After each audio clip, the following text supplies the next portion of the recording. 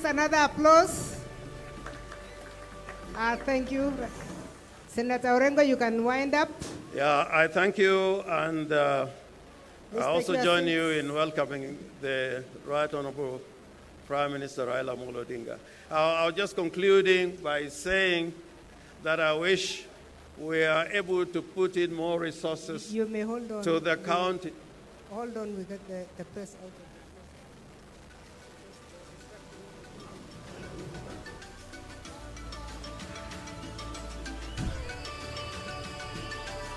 Thank you, media. I'm giving you 1 minute more.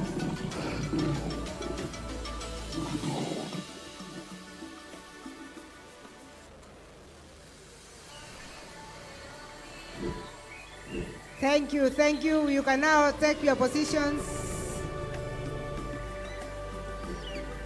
Media, you may now move to your position, please, so that we can continue with the conference. Thank you very much for welcoming our guests.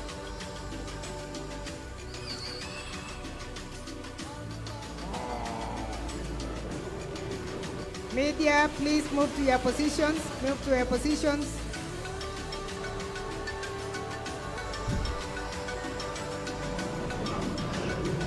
Thank you very much. Senator Orengo, you may conclude. Professor, I think I'd actually concluded with an appeal, which for purpose of clarity, I'll just repeat that there is need to ensure that we take more resources to the counties so that some of these problems, which we are not going to resolve this year or next year, there are problems that keep on recurring. If we go over history, we have had various pandemics. The issue of climate change and global warming is not something that we can deal with in one event or in a conference like this. And in order to ensure that these themes continue nationally and at a local level, we need to give more and more resources to the counties. Thank you, Madam Chair. Thank you very much. Right Honorable Prime Minister, we have the last two speakers in this session, and the next one is remarks by the Majority Leader of the Senate, Senator Samuel Pogisho.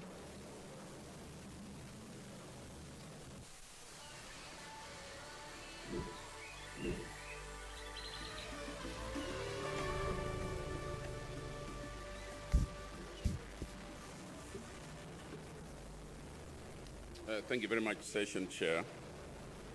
Your Excellency, Right Honorable Raila Odinga, the Chief Guest this morning, Chair of the Council of Governors and all governors present, Speaker of the Senate and all senators present, all members of the Diplomatic Corps, sponsors, and if I may acknowledge all protocol already observed. Good morning. I am usually I've been a teacher, and I just want to know the audience, how they respond. Good morning. Very good. Thank you very much.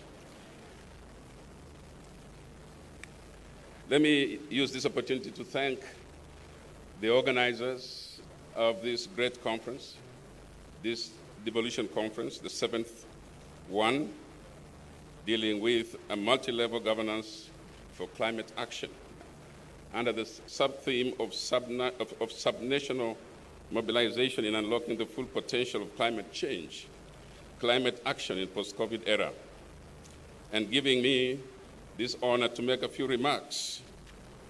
I know that at some point we will introduce everybody, but at this point in the opening remarks, let me just say that the Senate is aware of the role that it must play in the action needed for climate change. And part of this is what we are already given under the Constitution, which is representation, legislation, and oversight. Let me just say, in a way of summarizing, It's common knowledge that united we stand and divided we fall. It's common knowledge. But it's very important to know that in dealing with climate change and climate action, united we should stand. And that means bringing all of us together, the executive, the legislature, and all the active participants in this sector. Going forward, in my view, we need to empower our people, the people who put us in those positions where we are, empower the people to hold their leaders to account. If our people are empowered, they will hold us to account and we will do what we needed to do. The other thing that I must emphasize is that already in devolution we have the economic blocks which are regional. If we can make those to work, then we are on the way to achieving some level of action in dealing with climate change. The other thing that we must agree on is that there should be terms of engagement. Those terms of engagement between the executive and the legislature on how they should engage in these matters will then take us to greater heights in terms of action. I must say from the very beginning that in the midst of the COVID-19 pandemic, Kenya has suffered devastating drought, unforgiving floods, locust invasion, but just to mention a few. Today, the rise of water in our lakes can tell a story about climate change. Cities around the world are under floods, and some are actually sinking. Pollution is threatening our water ecosystem. These are realities. And so when we come to dealing with these matters, Your Excellency, ladies and gentlemen, we have to realize that it affects not only our social, economic lives, but the economy itself of the nation, the GDP of the nation. And so we already have seen the effects on our GDP, especially in the agricultural, tourism, and the economic sector. This conference provides an opportunity to consider green climate financing. A recipient of funds from the public, private, and alternative sources, county governments who receive these funds should prioritize policies and programs on climate change, climate financing, investing in climate resilience, promotes climate resilient products in the marketplace. Time has come for counties to consider its capacity to commit and implement mitigation and adaptation efforts, mainstream climate risks, and opportunities to invest into investment decision-making and promoting standards and practices that foster sustainable development. Climate financing, as we know it, cannot be divorced from innovation and technological development. The Senate is considering the Startup Bill 2021, which seeks to protect innovation of young Kenyans. County governments should endeavor to formulate policies touching public finance, offer incentives, and address long-term challenges through technology, and see the implementation of the SDG 13 on reducing greenhouse gas emissions responsible for global warming, and to strengthen resilience and adaptive capacity to climate-induced impacts. The Go Blue initiative launched by Kenya's government exemplifies coordinated actions, collaborative efforts, and shared responsibility among the 6 coastal county governments and between the national government and the regional government and non-government organizations. This is the way to go. As far as climate financing is concerned, the Senate has already passed key bills touching on resource allocation. Of course, our Division of Revenue, Act 2021, the County Allocation of Revenue, Act 2021, Private Partnership Bill 2021, the County Investment Bill 2021, among other 70 published bills. Having passed about 20 bills in the interest of county governments, it remains now for the county governments to implement those bills. Ladies and gentlemen, it's in the interest of our time that I must say this, it's our hope, or my hope, that the deliberation today will realize the mainstreaming of climate financing into sectoral policies and plans of both national and county governments. I take this opportunity to thank the county government of Makueni, the governor and his team, the Senator, friend Mutula Jr., and the rest who have worked together not only for this conference, but also to showcase the action on climate change. We have begun this morning by planting trees, which is a good show that we are determined to follow through with what we say here in this particular place. I take this opportunity, therefore, to thank all, the Council of Governors and the Senate and all the others who are here to encourage ourselves about our role. And I want to say this in terms of departure from here, that we must all of us, thank the good Lord for the nation that he has given us, the country has given us. We are the ones responsible. We have been given the responsibility to act. We are the ones who will destroy it. We must put it back together. And if we must work together. I like the idea from the County Assemblies Forum that we must strengthen the houses of legislation in this country. We must make them work. And I think we must also accept the oversight roles that they provide for us to be proactive in what we do. I want to thank you, and may you have fruitful deliberations. God bless you. Thank you very much, Senator Bokisho. The last speaker for the session is the CS from the National Treasury and Planning, who is here represented by Albert Mwenda. Albert.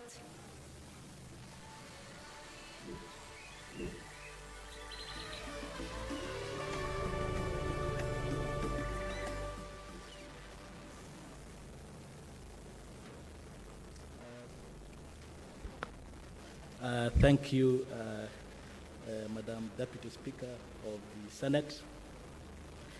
Allow me to make a disclosure before I read the remarks. Right Honorable Raila Amolo Odinga, my name is Albert Mwenda.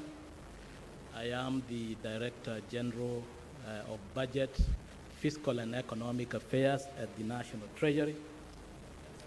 I am not used to speaking in such high-profile meetings, and at least also not these numbers. But fortunately, my role is very simple. I have been sent by the Cabinet Secretary to the National Treasury and Planning, Honorable Ambassador Uhuru Kenyatta, first to send his apologies. He traveled and therefore could not be with us here today, but he asked me to deliver his remarks. And with your permission, I will then proceed to deliver the speech of the Cabinet Secretary. The Right Honorable Raila Amolo Odinga, the Speaker of the Senate, Honorable Kenneth Lusaka, the Chair Council of Governors, the Cabinet Secretaries present here, the Honorable Senators, members of Parliament, Principal Secretaries, and Honorable members of the County Assemblies, representatives of the development partners, private sector, the academia, civil society, and the media, all protocols observed. Ladies and gentlemen, good morning. I would like to take this early opportunity to appreciate and thank the county governments for organizing this important event at this time when the national and county level agencies are preparing to roll out this important program, the Financing Locally Led Climate Action, popularly known as FLOCA. In a bid to address climate change, not just as a cross-cutting issue, but also as key to livelihood support system in the entire country at the community level. Today's event marks an important step towards creating awareness and bringing together different stakeholders to share their views with the policy makers in order to enable us as Kenyans to start having a candid conversation on how to finance climate change mitigation and adaptation measures in all the 47 counties in Kenya. Ladies and gentlemen, Kenya's economy is heavily dependent on natural resources, with about 40% of the gross domestic product and 70% of overall employment being derived from natural resource-related sectors such as agriculture, mining, forestry, fishing, tourism, water supply, and energy. This therefore implies that a changing climate, environmental degradation, and loss of biodiversity would therefore have significant negative impact on the country's economic growth targets. It is no wonder that Kenya has been identified as one of the countries most vulnerable to impacts of climate change. The country is classified among the countries and regions most at risk to effects of climate change, with severe consequences expected over the short to medium term across sectors such as agriculture, industry, energy, water, trade, and tourism, according to the Intergovernmental Panel on Climate Change. Kenya's second National Climate Change Action Plan indicates, for instance, that the fiscal liability of floods, which are increasingly linked to climate change, is equivalent to 5.5% of GDP every 7 years, while that of droughts, also linked to climate change, is equivalent to 8% of GDP every 5 years. For governments and businesses today, therefore, there is nothing more urgent than taking climate adaptation actions to avoid irreversible damage and meet the Paris Agreement goals, including reaching net zero carbon by 2050. Global emissions must be cut in half by 2030. In order to achieve this, it is estimated that global investment required to bring the world to a net zero by 2050 is USD 150 trillion.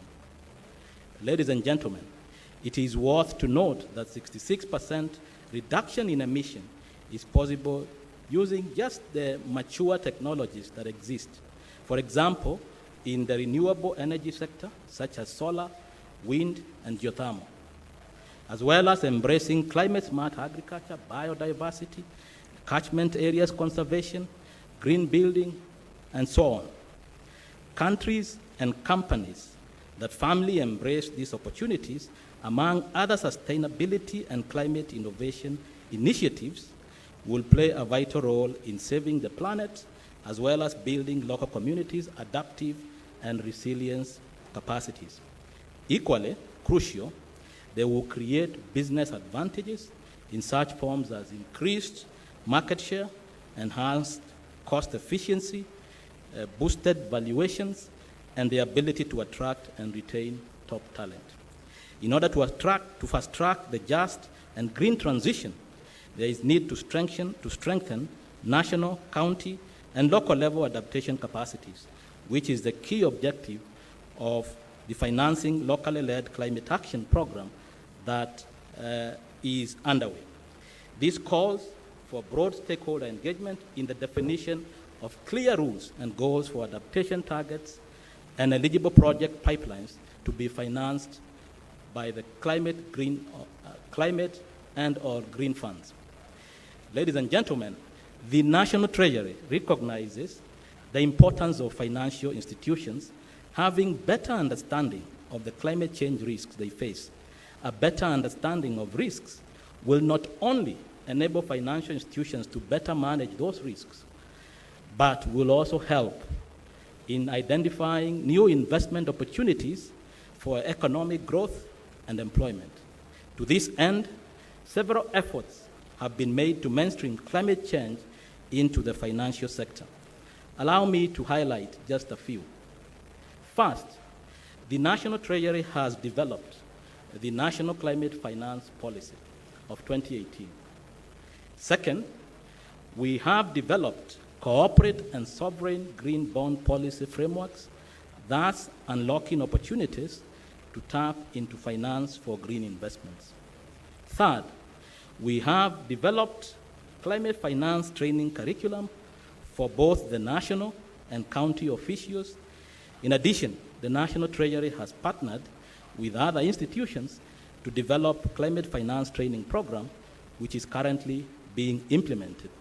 Fourth, the National Treasury is championing the strengthening of regional, continental, and international partnerships for accelerating access to green finance by fostering South to South and South to North cooperation through the establishment of the Africa Green Finance Coalition. Fifth, we have enhanced access to climate finance in Kenya.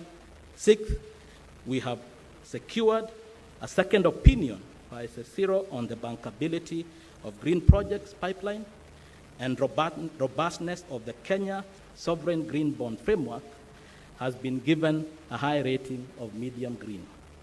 Seventh, we have established a task force to develop green fiscal incentive policy framework to catalyze private sector investments in the low carbon climate resilient projects. Eighth, we have developed draft regulations for the establishment of National Climate Change Fund. Ninth, Kenya updated nationally determined contributions whose main objective is to lower greenhouse gases emissions by 33% by 2030, despite the fact that Kenya contributes a mere 0.1% to the total global emissions.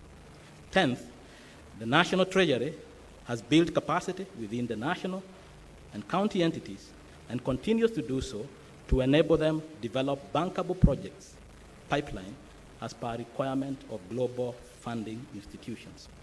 11th, Kenya is currently ranked as the second country in Africa with the highest number of projects approved by the Green Climate Fund.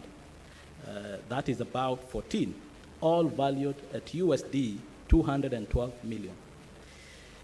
12th, the National Treasury, in collaboration with the Council of Governors, has designed the Financing Locally Led Climate Action Program, FLOCA, a pioneer program globally supported by the World Bank, the government of Sweden and Denmark to mobilize approximately $1 billion in 5 years.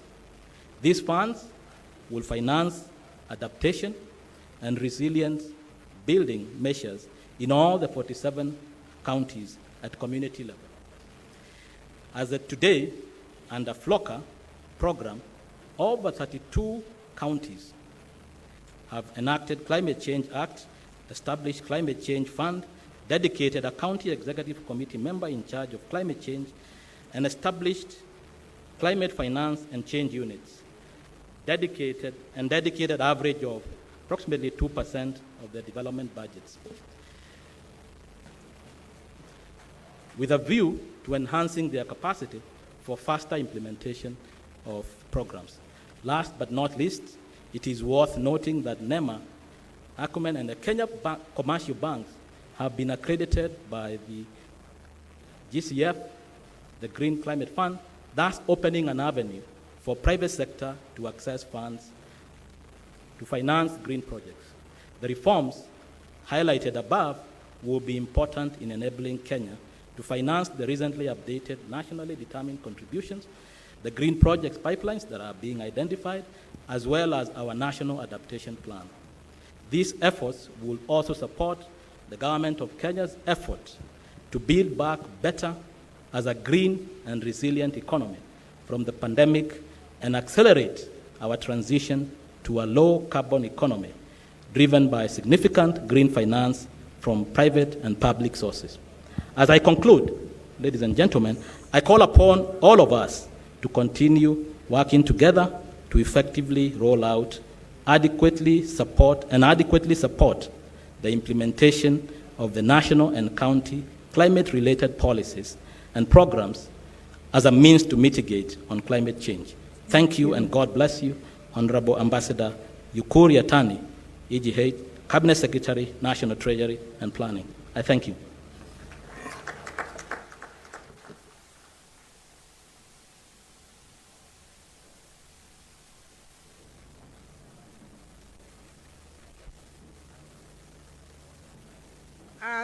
Thank you very much, Mwenda. That brings us to the end of the speakers for this morning. Right Honorable Chief Guest for this morning. This session has been extremely informative, very evaluative also. We have been able to look back to where we came from before the devolution, the benefits that we have enjoyed in devolution.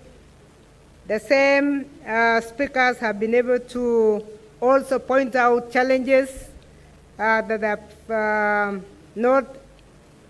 have distracted us in getting to the full enjoyment of devolution. And better still, the same presentations have given us way forwards, pointing to the future and the third generation governors, as well as the third generation senators. With those remarks, I would like to sincerely thank the panelists who have been extremely good to us. Can you join me in thanking them? Even as I release them to go to their seats. Thank you very much. Thank you very much, panelists. You have given us very good information. I have reason to believe that when the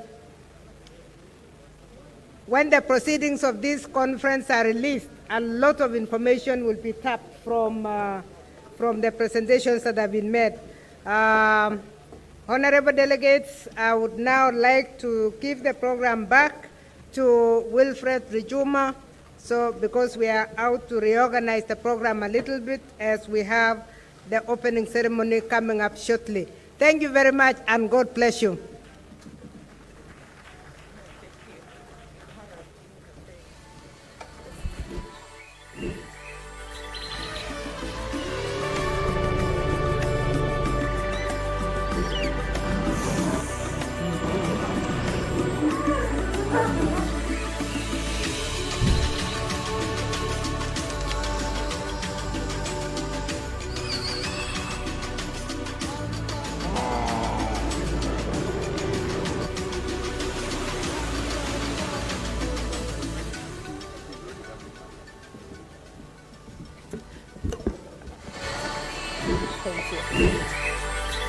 Our chief guest this morning, Right Honorable Prime Minister Raila Odinga, Cabinet Secretaries led by Dr. Fred Matiang'i, Right Honorable Senator Kenneth Lusaka, Speaker of the Senate, Excellency Governors present, Honorable Senators, Deputy Governors, Honorable Members of Parliament present, leaders from Makueni, Principal Secretaries, heads of missions, members of the County Assembly, and the citizens who are represented here. It's my pleasure to usher us into the opening ceremony. And as indicated, we have a change on the program. Our chief guest this morning for the opening is Right Honorable Prime Minister Raila Odinga. Please put your hands to welcome His Excellency Governor Professor Kibudha Kibwana, who will be the moderator for the opening session. Mwalimu, karibu sana.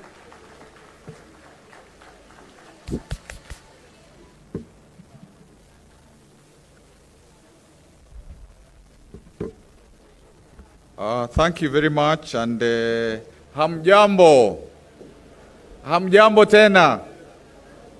Karibuni Makueni, karibu baba, karibu mawaziri, karibu all the leadership and all representatives from our country, development partners, everybody. Please allow me, because we are short of time, to ask Right Honorable Raila Odinga to come forward. CS Matiang'i to come forward, please. CS Devolution to come forward. Our Chair, Governor Wambora, CS Tobiko, Vice Chair Ongwae, Speaker of Senate, and our keynote speaker, Dr. Kevin Kariuki. Please come forward. And Senator Mutula Kilonzo, Senator Makueni County.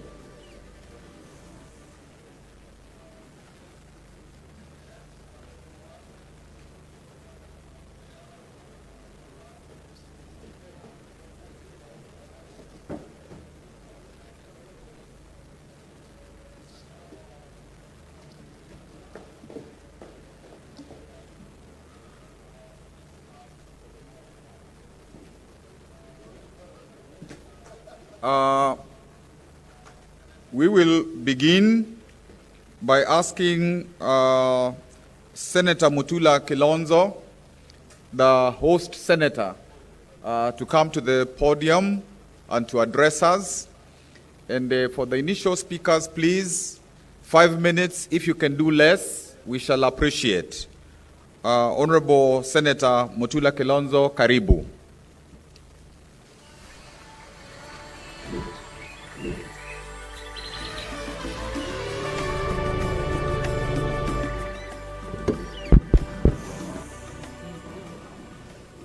God is good. You don't seem convinced. God is good, and all the time, and that is his nature. Wow. Thank you.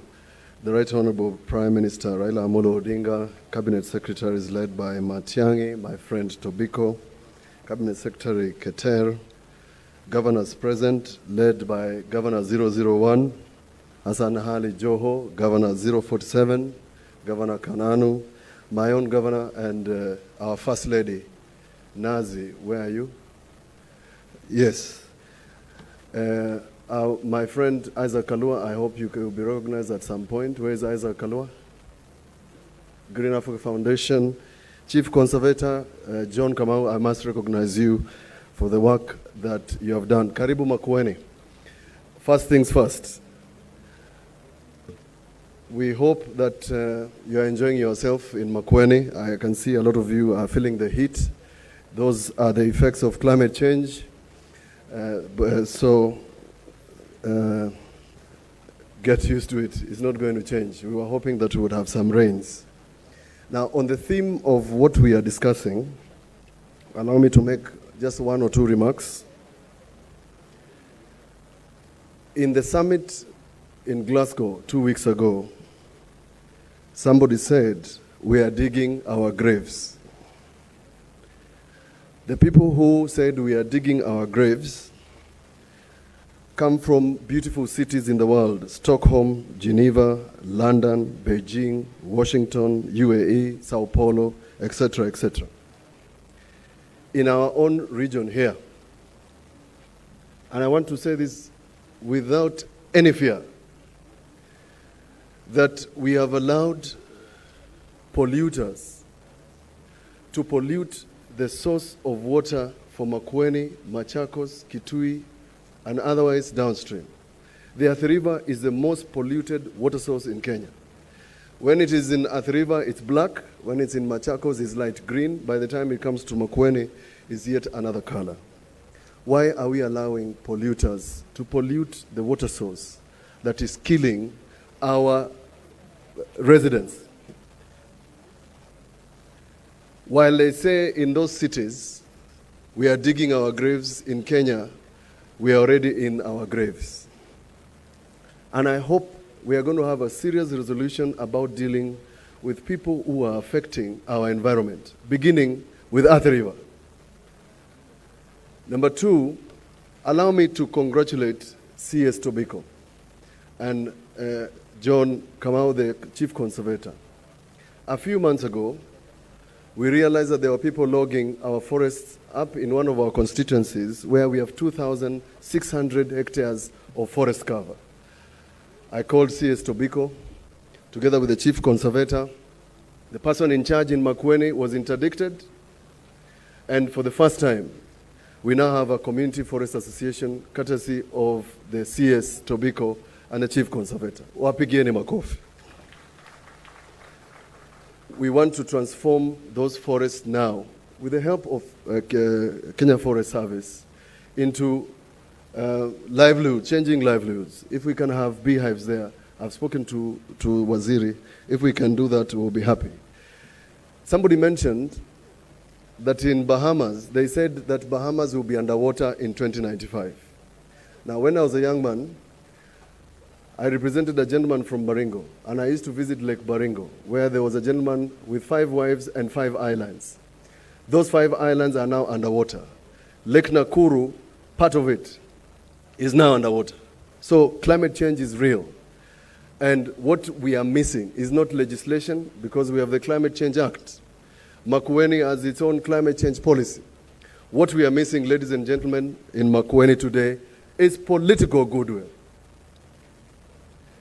And I'm glad everybody is seated and listening.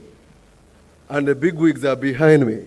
Because what we are missing, ladies and gentlemen, is political goodwill. Let the polluters of our environment pay. Because I have said this in the Senate before, that the fine that is under the MCA Act is so easy to pay. You pollute and put effluents into Athi River, the fine under Section 143, they will easily pay.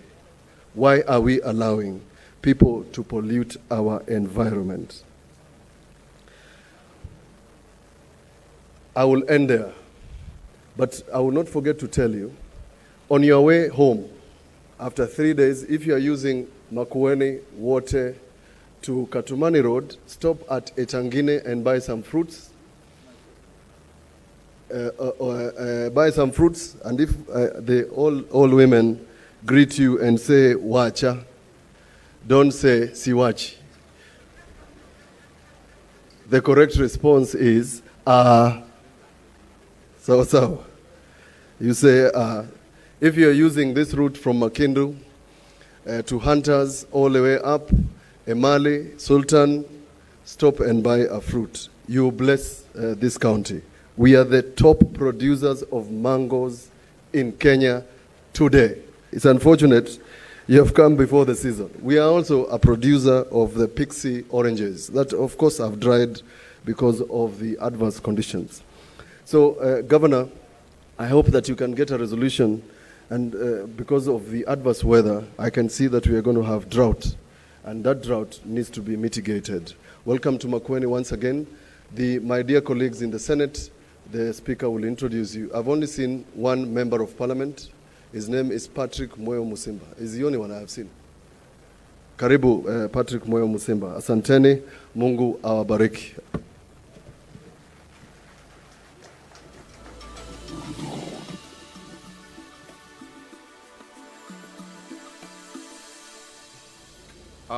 Thank you very much, host Senator. And now I will proceed to invite myself to make my remarks.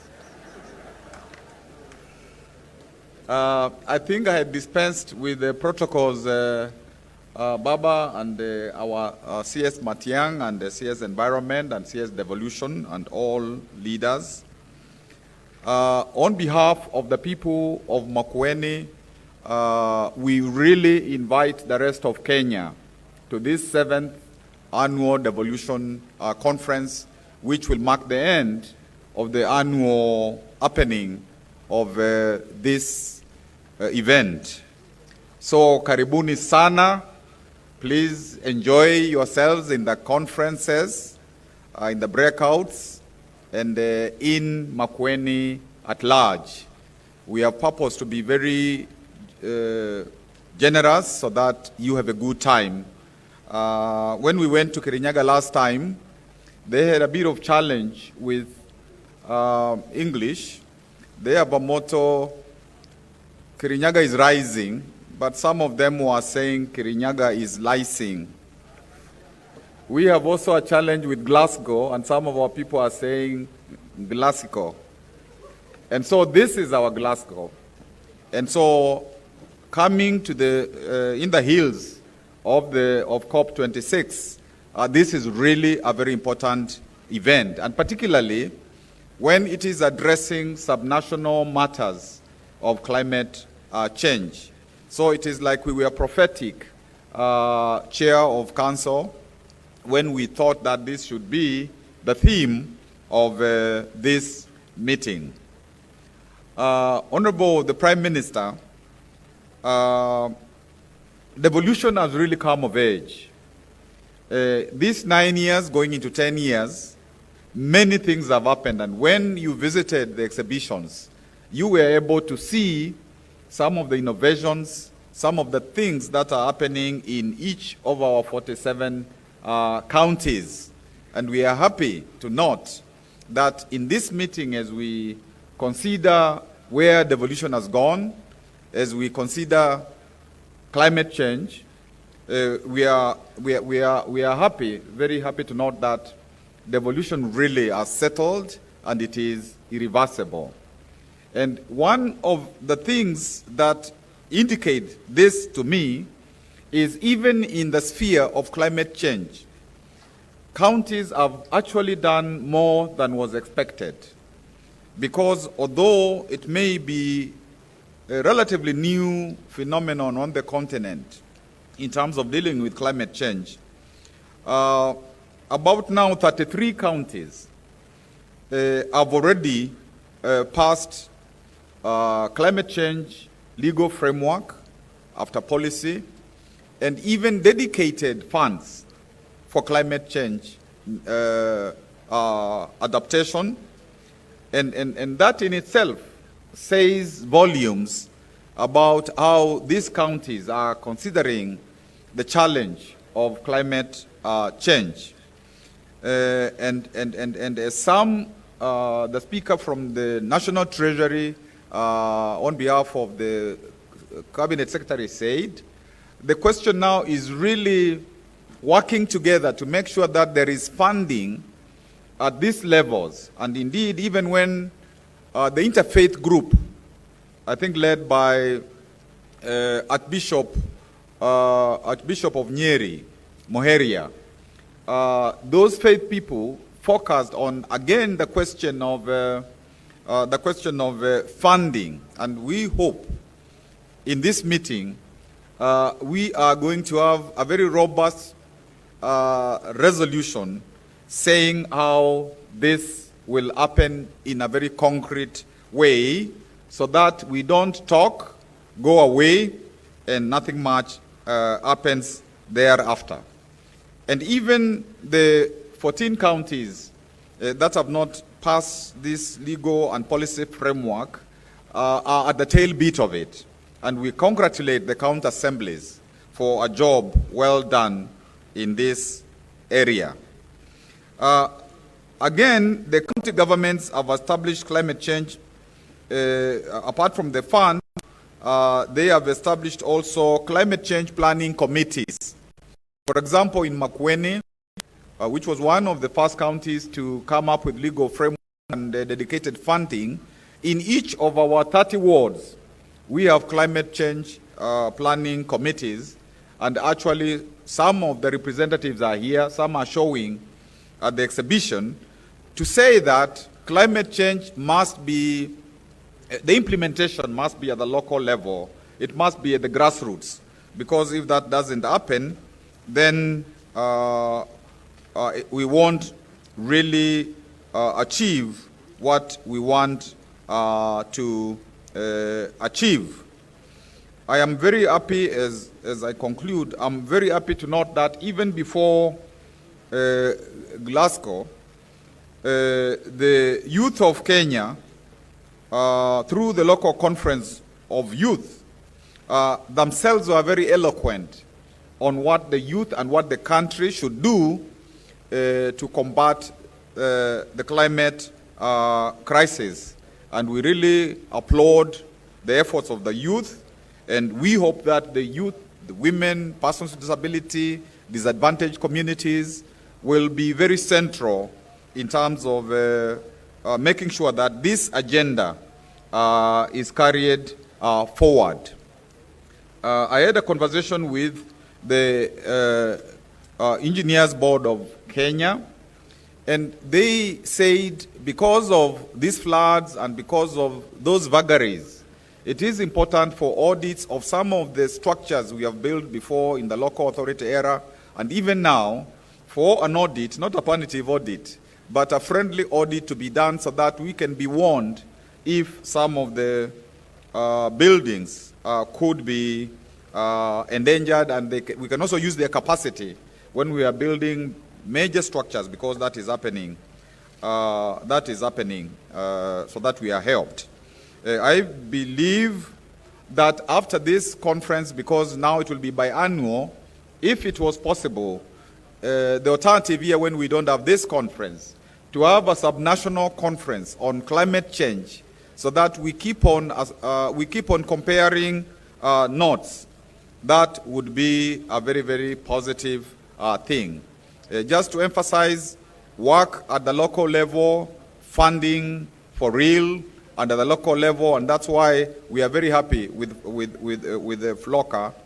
And I'm standing here also on behalf of the 3 counties of southeastern SECEP, because with Charity Ngilu, Madam Charity Ngilu, Dr. Mutua, we said we were going to work together, and we have done that for this conference. It's not just a Makueni affair. The Makueni First Lady is also here. I forgot to acknowledge her. I don't want a domestic war. And we really would like also the County Assemblies Forum Chair to also come here, because the county assemblies have been very generous in terms of legislation and other matters. So that is really where I want to end, so that I not take advantage of moderating. And I think the host governor, as they end, would deserve some claps. And now it's my pleasure to call our Vice Chair, Governor Ongwae, who has been the chair of this conference, of the steering committee, to come and also address us. Karibu, Chair of the steering committee.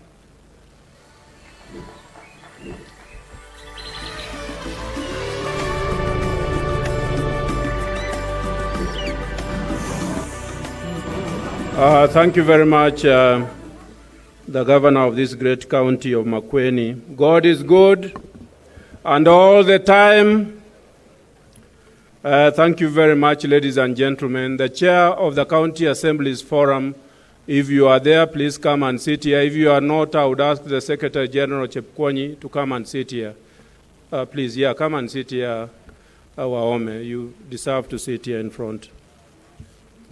Ladies and gentlemen, distinguished guests, our Right Honorable Prime Minister, Cabinet Secretary is led by Fred Matiang'i, Dr. Fred Matiang'i, our Honorable Speaker of the Senate, Kenneth Lusaka, the governors here, senators, deputy governors, members of parliament, heads of missions, and representatives of all our bilateral and multilateral partners who are here, members of county assemblies, national government representatives, ladies and gentlemen, I stand here as the co-chair of the Devolution Conference and vice chair of the Council of Governors.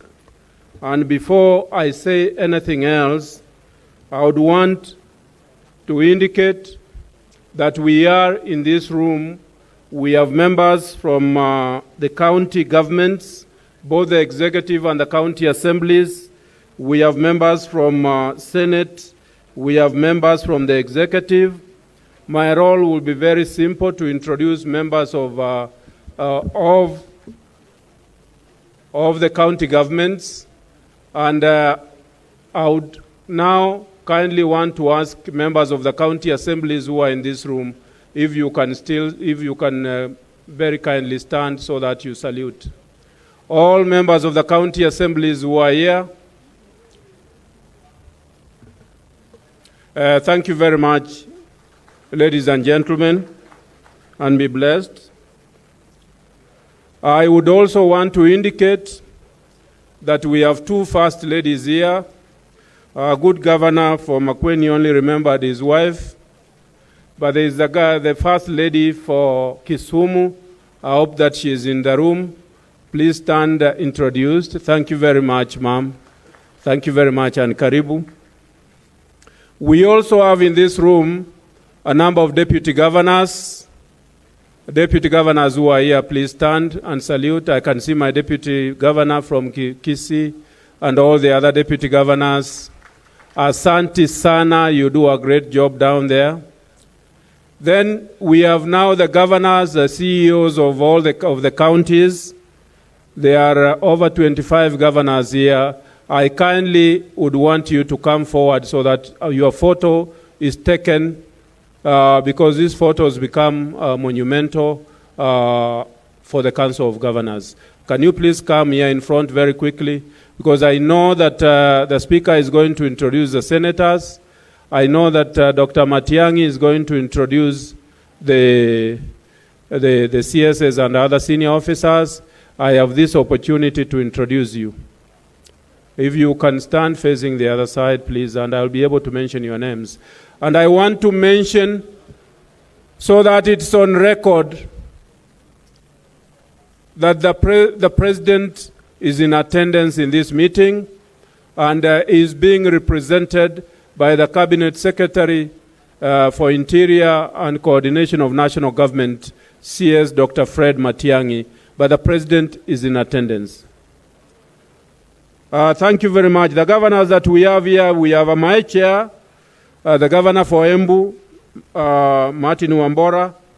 We have Dr. Wycliffe Ambesa Oparanya, Governor Kakamega. We have the governor for Governor number 1, Governor Joe Hassan from Mombasa. We have Governor Kaemba Patrick from Trans Nzoia. We have Governor Kivuta Kibwana from Makueni. We have our great lady Charity Ngelu from Kitui. We have Governor Wangamati Wycliffe from Mungoma. We have Governor Tolgos Alex from Elgeyo Marakwet. We have Governor Mbua Alfred Doctor from Machakos. We have Governor Ojong Sospita from Busia. We have Governor James Nyoro from Kiambu. We have Governor Kaiga Mtai from Nyeri. We have Governor Nderitu Murithi from Laikipia. We have Governor Otichilo Wilbur from Vihiga. We have Governor, the youngest kid on the block, Kanan Wan from Nairobi. Please clap for her. We have Governor Ali Roba from Mandera. We have Governor Anyang' Nyong'o from the great city of Kisumu. They call it London. We have Governor Kimemia Francis from Nyandarua. We have Governor Tunai Samuel from Narok. We have Governor Cornel Rasanga from Siaya. We have Governor Kiraitu Murungi from Meru. I think those are the governor. We have Governor Mukta from Wajir. I think those are the governors here present. If there is a governor that I have not said the name. We have Governor Kiptis from Baringo. Thank you very much, Mwalimu. Thank you very much. Asante sana, governors. Thank you very much. Ladies and gentlemen, on behalf of the steering committee, for which I was co-chairing with the CS Devolution, initially with CS Wamalwa, but right now with CS Charles Keter, who is going to talk to us very shortly. it's my greatest pleasure and honor to welcome you to this remarkable conference, whose overall theme is known to you, and I do not, even the sub-theme, I do not need to repeat that. The preparations for this year's conference were driven by this steering committee that is made up of the Council of Governors itself, which I was chairing, the Ministry of Devolution, which was the co-chair, Charles Keter, the Senate, the Governor for Makueni. The Senate was led by Senator Moses Kajwang, who was the chair of the Devolution Committee, and Rose Nyamunga, a member of that committee. We had the CS Keriako Tobiko, Cabinet Secretary for Environment and Forestry. We had Honorable Kipkrui Chepkwony, the Secretary General of the County Assemblies Forum. We had Dr. Rashid Aman, Chief Administrative Secretary, Ministry of Health, who guided us on health matters and ensured that you don't come here unless you are vaccinated. And we had Maurice Kaburu, the Executive Officer of the President. The team was supported by Senator Mtula Kilonzo, who was just talked to us, the late Senator Victor Prengay, Mr. Julius Korir, Principal Secretary, Ministry of Devolution, and the County Assemblies Forum Secretariat. And of course, I can't forget the acting CEO of the Council of Governors, Mary Mwiti, and our Secretariat. Let me convey our gratitude to them, since nobody else is going to do so. And let me also pass a gratitude to the planning team. It has taken us 2 years. We were supposed to have this conference in March last year, and then in August this year, but we now have the conference. In fact, if you ask me, it's God's blessing that is coming after Glasgow. Distinguished guests, it has been 9 years since we began the devolution journey in our country. Just like other systems, devolution has had its fair share of challenges. However, I cannot overemphasize the gains thereof as we approach the final leg of the second circle of devolution. I would like to salute my brothers and sisters in the devolution family who have been very instrumental in advancing the cause of devolution. As we close the chapter on the annual devolution,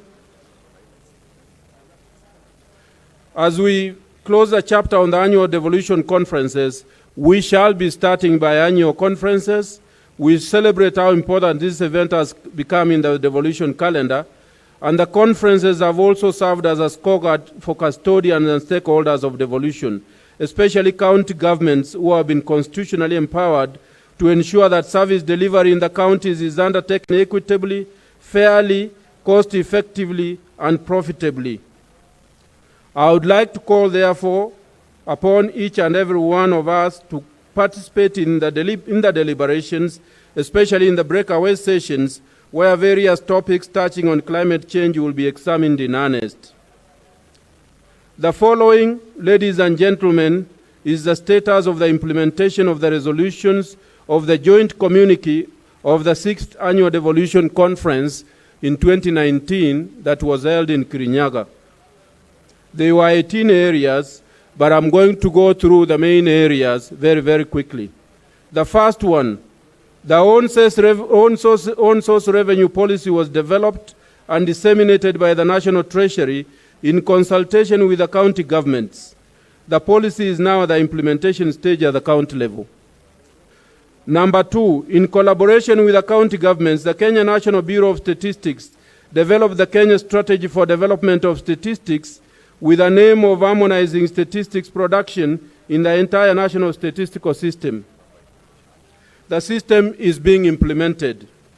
The third one is continuous learning in prudent financial management procedures, which is also being implemented. The fourth one is on performance contracting, which is also being implemented in the counties. The fifth one is the National Commission for Science and Technology, in the broader context of operationalizing research steering committees. This is also being implemented. The issue of affordable housing agenda, you all do know that it's being implemented at the moment. And the issue of civic education, that is also underway in all the counties. Excellency, Your Excellency, the Prime Minister, ladies and gentlemen, as I conclude, let me sincerely thank my brother Governor Kibutha Kibwana and the County of Makueni for hosting this year's Devolution Conference. Your hospitality and commitment to the preparations has been exemplary. Let's all have fruitful discussions and let's enjoy our stay in this great county of Makueni. Thank you very much, ladies and gentlemen, and be blessed.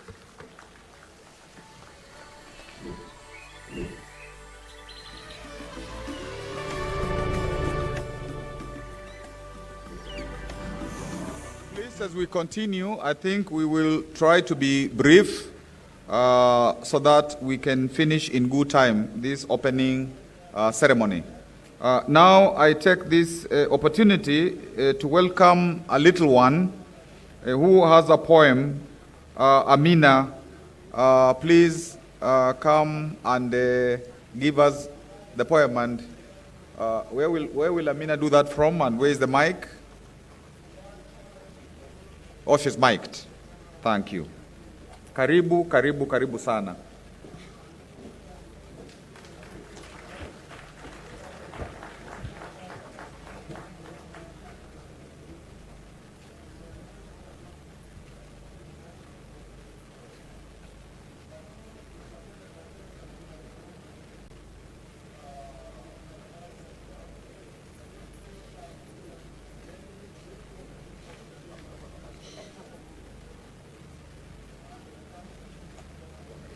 Hi, my name is Haula Amina and I have a poem.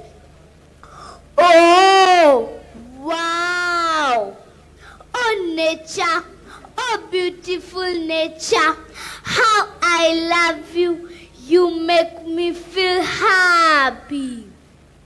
The hills, valleys, rainbows, mountains, oceans, waterfalls, and most important, beautiful forest.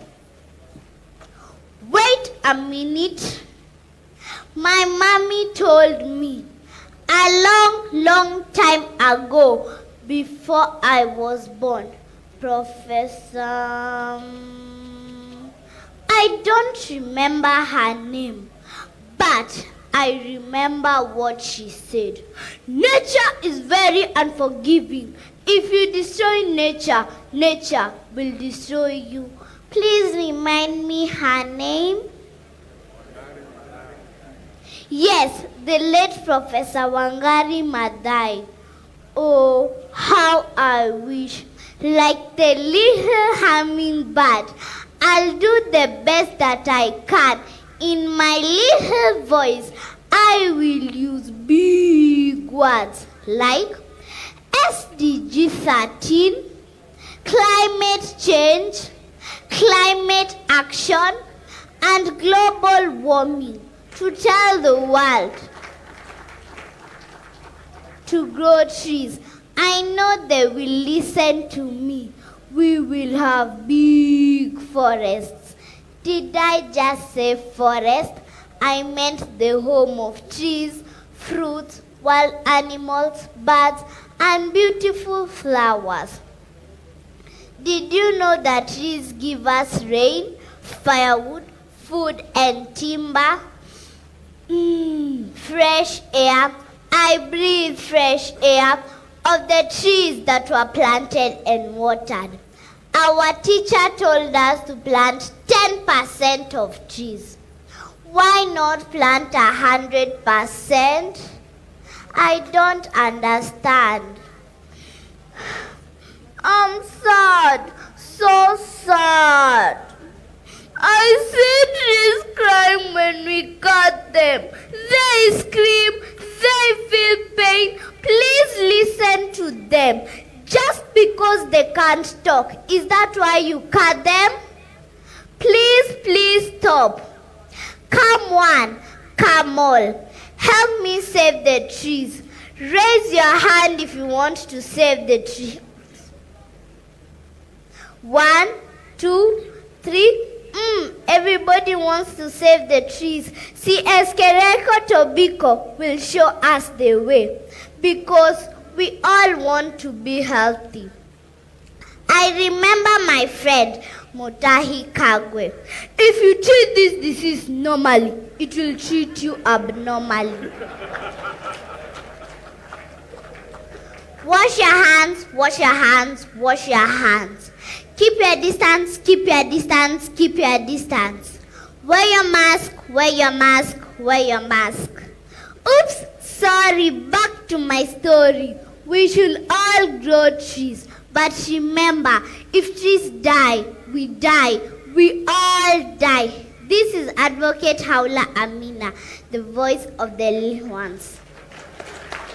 Before I go, allow me to thank the Governor of Embu County, His Excellency Governor Martin Wambora, and CS Fred Tobiko for identifying and nurturing my talents. Bye. Mwah.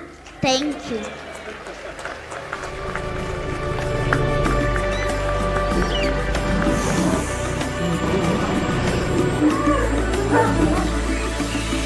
Asante sana Amina, makofi tena.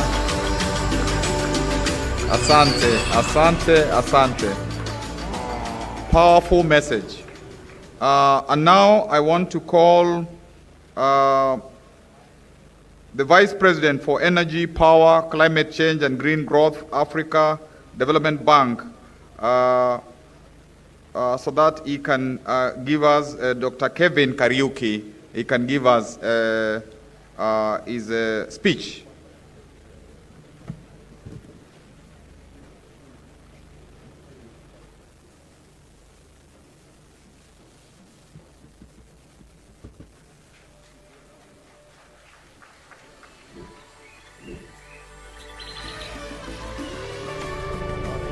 Dr. Kevin in the house? Okay. We will still hear his speech.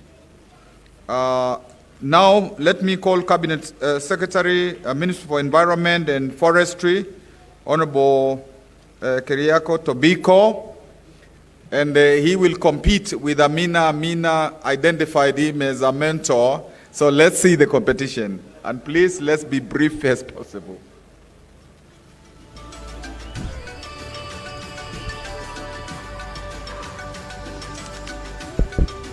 Thank you so very much, Your Excellency, the Governor.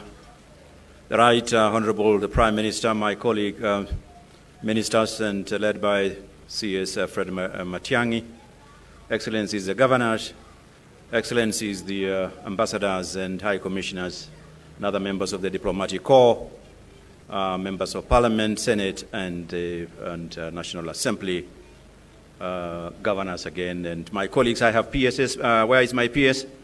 PS Kipto. I have taken a lot of credit, but without him, I would not have succeeded. So I think it is important to recognize his efforts.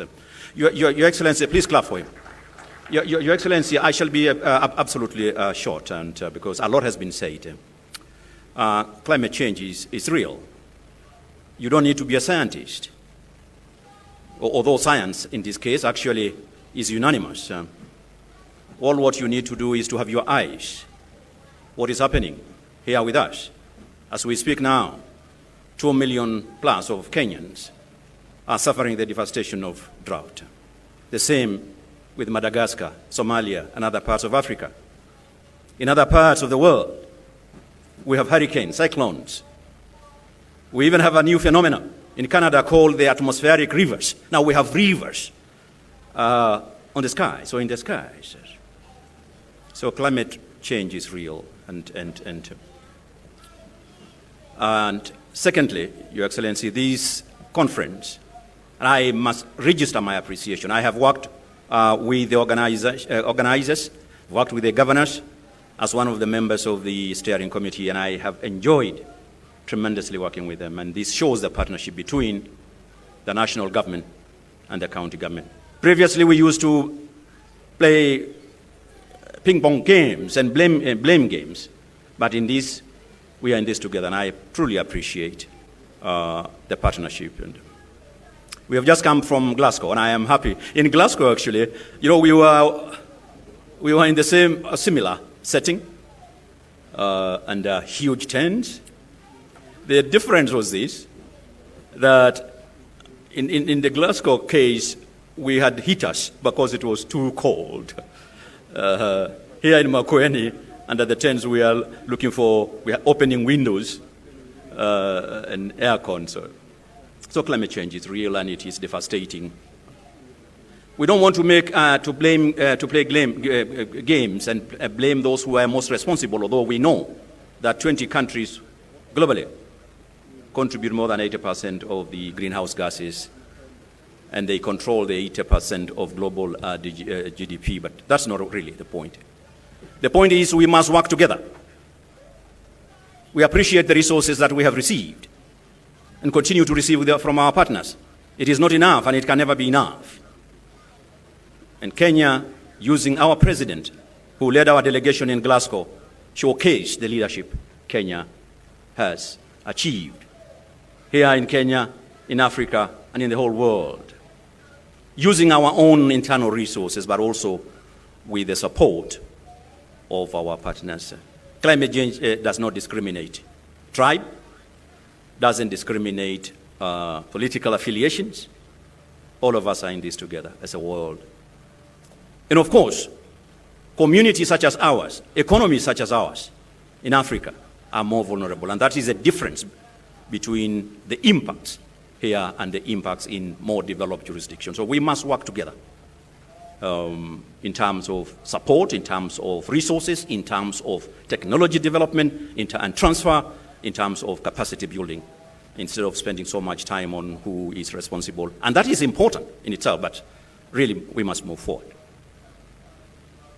The last point, and I would urge that at some point during the program, if my ministry, the PS, and those who are present can be given an opportunity during the breakout groups to speak about the 2 billion tree fund that His Excellency announced in Glasgow,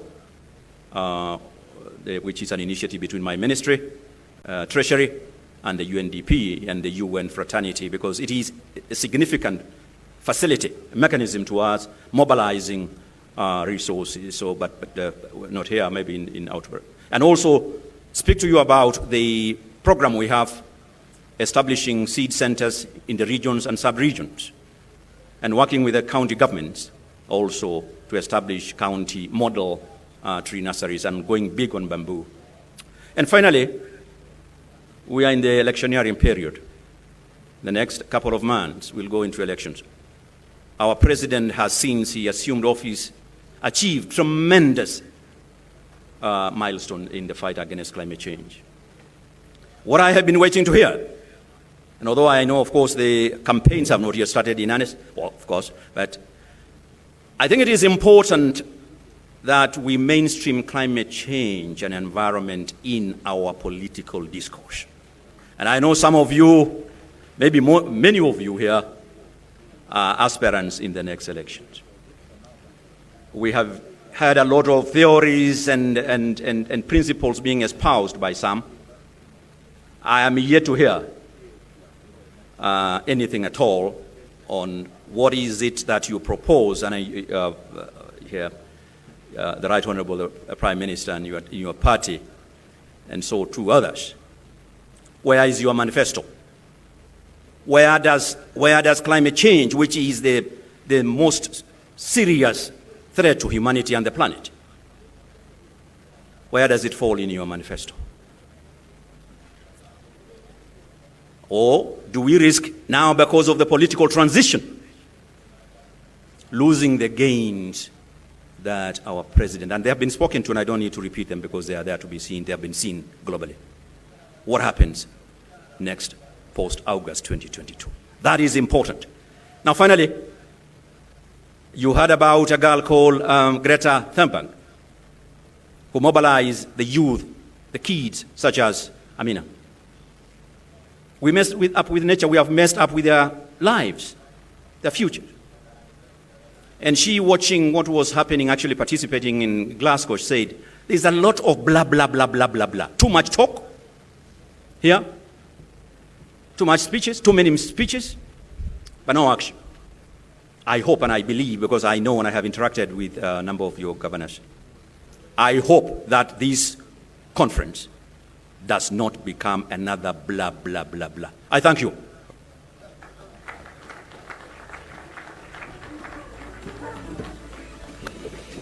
I think there was a bit of climate politics there. And it is a reality. There is also climate politics, especially at the international level. Now, I would like to call Cabinet Secretary, Minister of Devolution, Honorable Charles Keter, to also give his remarks.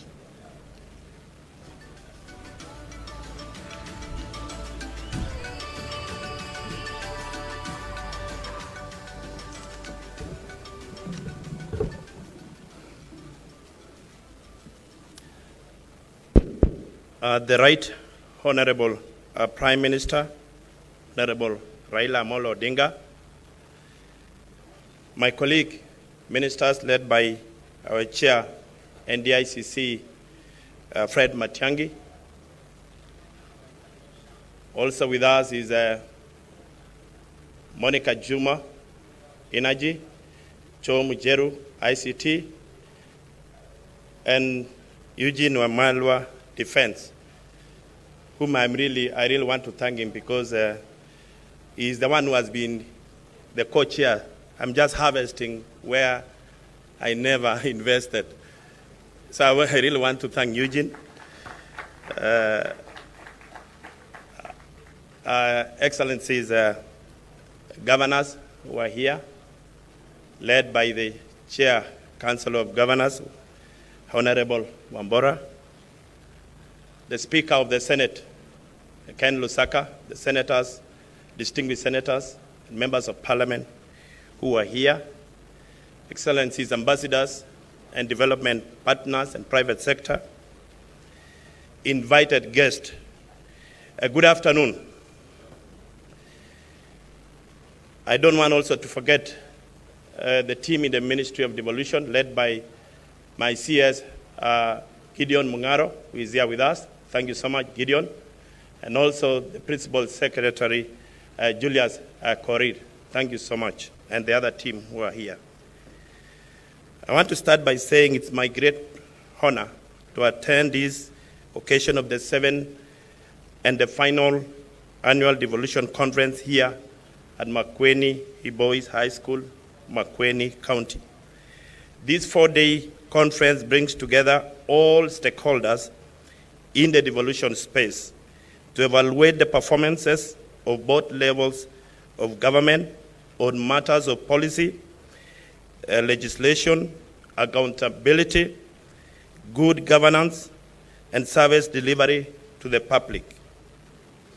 Significantly, this conference marks the 9 years of devolution dispensation, a decade during which structures, institutions, legislations, and laws which have come to define devolution in the country have been initiated, established, nurtured to the divine devolution in the country have been, nurtured to the current state. The challenges that we have encountered have taught us lessons which we will define the devolution story as we move into the second decade of county governments. The British Industrial Strategy Council, in their observation of implementing devolution, said, and I quote, "Devolution is a process and not an event. It requires a staged implementation with room to innovate, test, improve, and adapt." The theme of this year's annual conference is a multi-level governance for climate change. In choosing this theme, if I may not wrong, Kenya becomes the first country to hold a subnational conference on climate change just 2 weeks after the Glasgow meeting.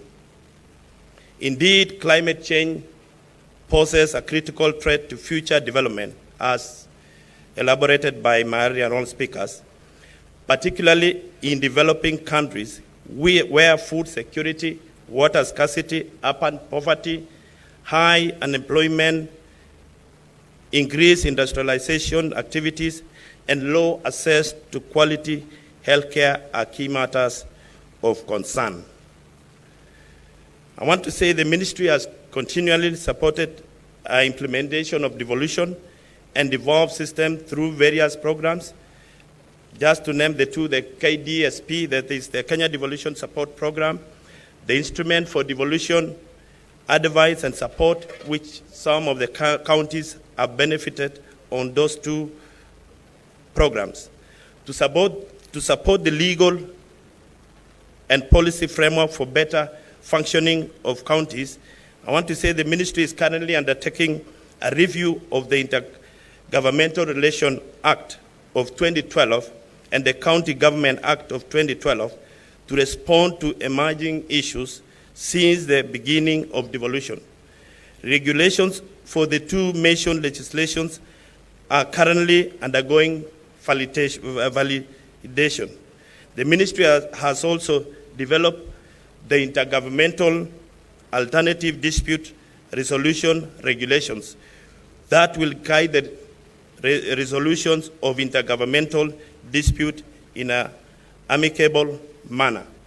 The ministry has also developed the Intergovernmental Forum Regulations, which provide the establishment of the structures and operations of the intergovernmental sector forums. These regulations are aimed at facilitating operations and coordination among the two levels of government at the sector level.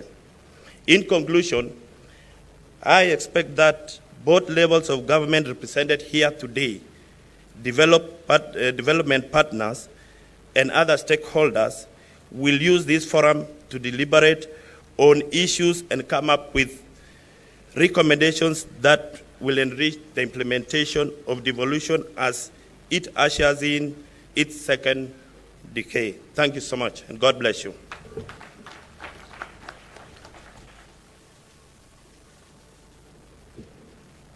I was a bit afraid of standing near the Minister for Devolution so that Makueni doesn't suffer, but he has been brief. Now it's my pleasure to ask the Speaker of Senate, Honorable Senator Kenneth Lusaka, to address us. We will be addressed later by Dr. Kevin Kariuki in another session so that we give him good time. And Lady Justice Martha Koome will be with us tomorrow. Karibu, Senator Speaker Kenneth Lusaka.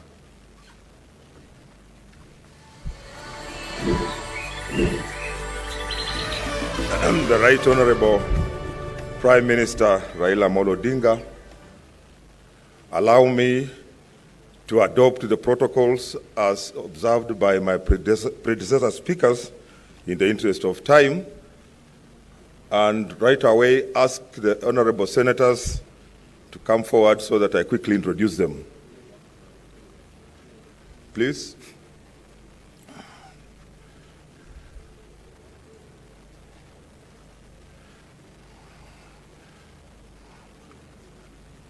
Okay. We have Senator Professor Margaret Kamar. Can you lift your hand so that people... Senator Samuel Bogisho, who is also leader of majority. Senator James Agri Orengo, I think he stepped out, leader of minority. Senator Beatrice Kwamboka, MP. Senator Naomi Shionga, MP. Senator Dr. Ali Abdullahi, MP. Senator Boy Issa, MP.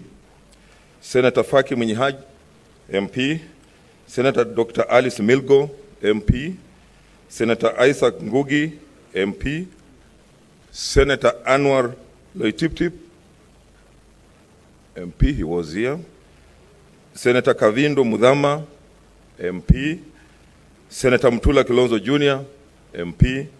Senator Naomi Wako, MP. Senator Professor Samson Ongeri, MP. Senator Moses Kajwang, MP. Senator Sylvia Kasanga, MP. For your information, we have quorum. We only need 15.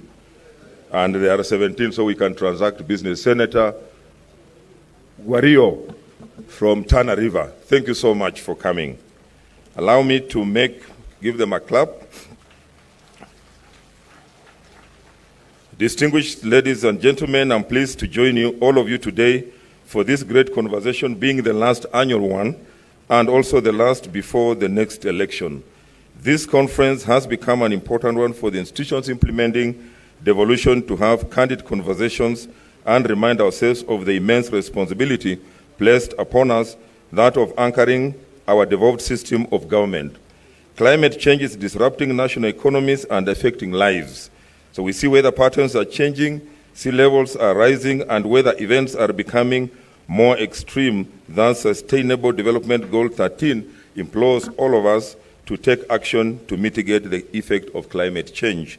It is my sincere belief that the conversations we have here in the next 3 days will enable us to agree on the attainment of optimum levels for dealing with climate change and arrive at the critical decision of whether we will fit the scale of the problem with the weight of the problem, or whether we will have a proactive approach in anticipation. The challenge remains that there is no objective way to determine the appropriate level of climate change or other environmental problems, since such problems manifest themselves at a number of levels simultaneously. So the multi-level approach therefore remains the best bet for managing these. Honorable delegates, we are duty-bound to take deliberate interventions and find a place for climate action in our respective devolved units if we have to be sure of handing over our county down to the next generations. It is time for county governments and all other players to audit our action plans for the past 8 years and critique ourselves with a view of finding out whether our contribution to the environment and climate change has been positive or negative. To quote Alexandria Ocasio, I quote, "We don't have time to sit on our hands as our planet burns. For young people, climate change is bigger than election or re-election. It's either life or death."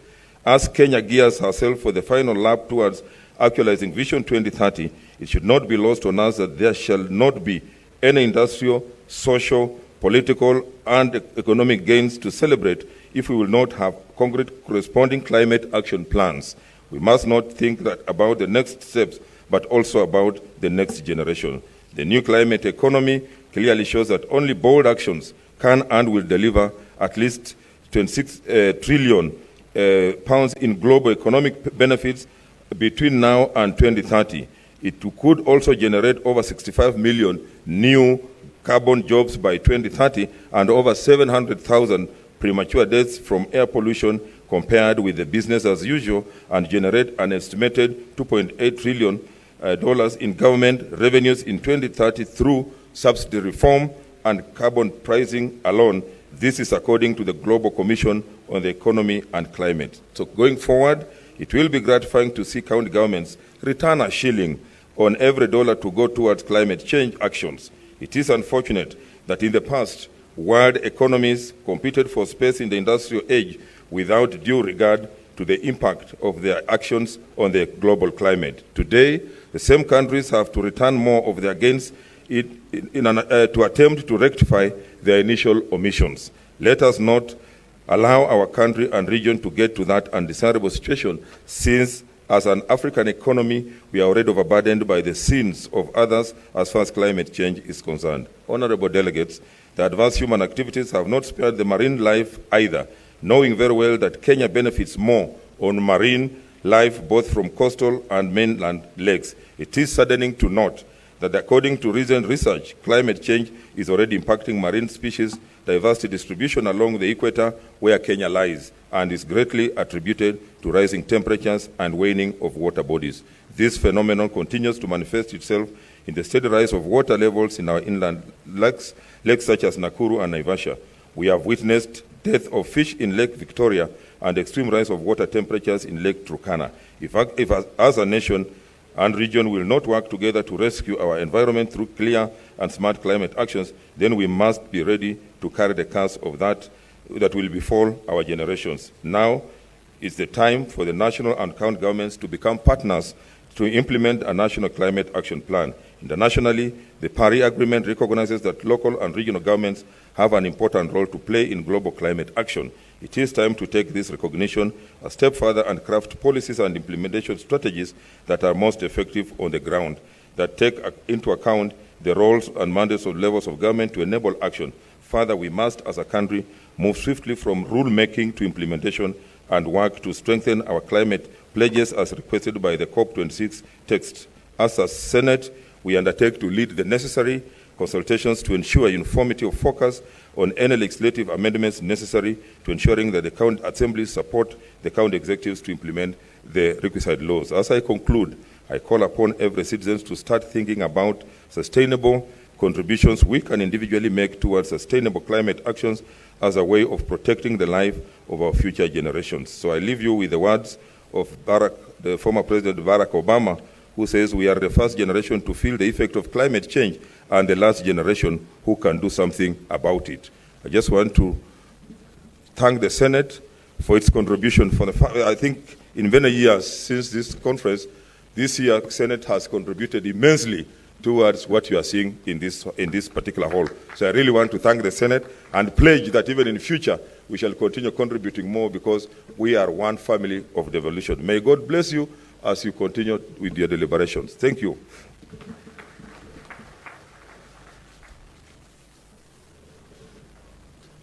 Thank you, Speaker, Senate, and I want to recognize Honorable Florence Mwangangi, Speaker Machakos and Vice Chair of CAF, and all speakers from our 47 counties. Now, I would like to call our chair, Governor Martin Wambora, who will make remarks on behalf of COG, and then invite CS Dr. Fred Matiang'i, who will handle the high-level segment. And I warn you, Dr. Matiang'i is more strict than myself.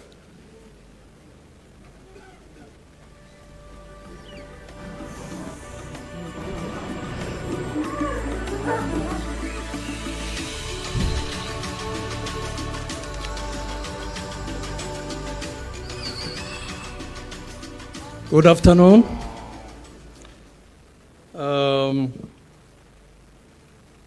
Your Excellency,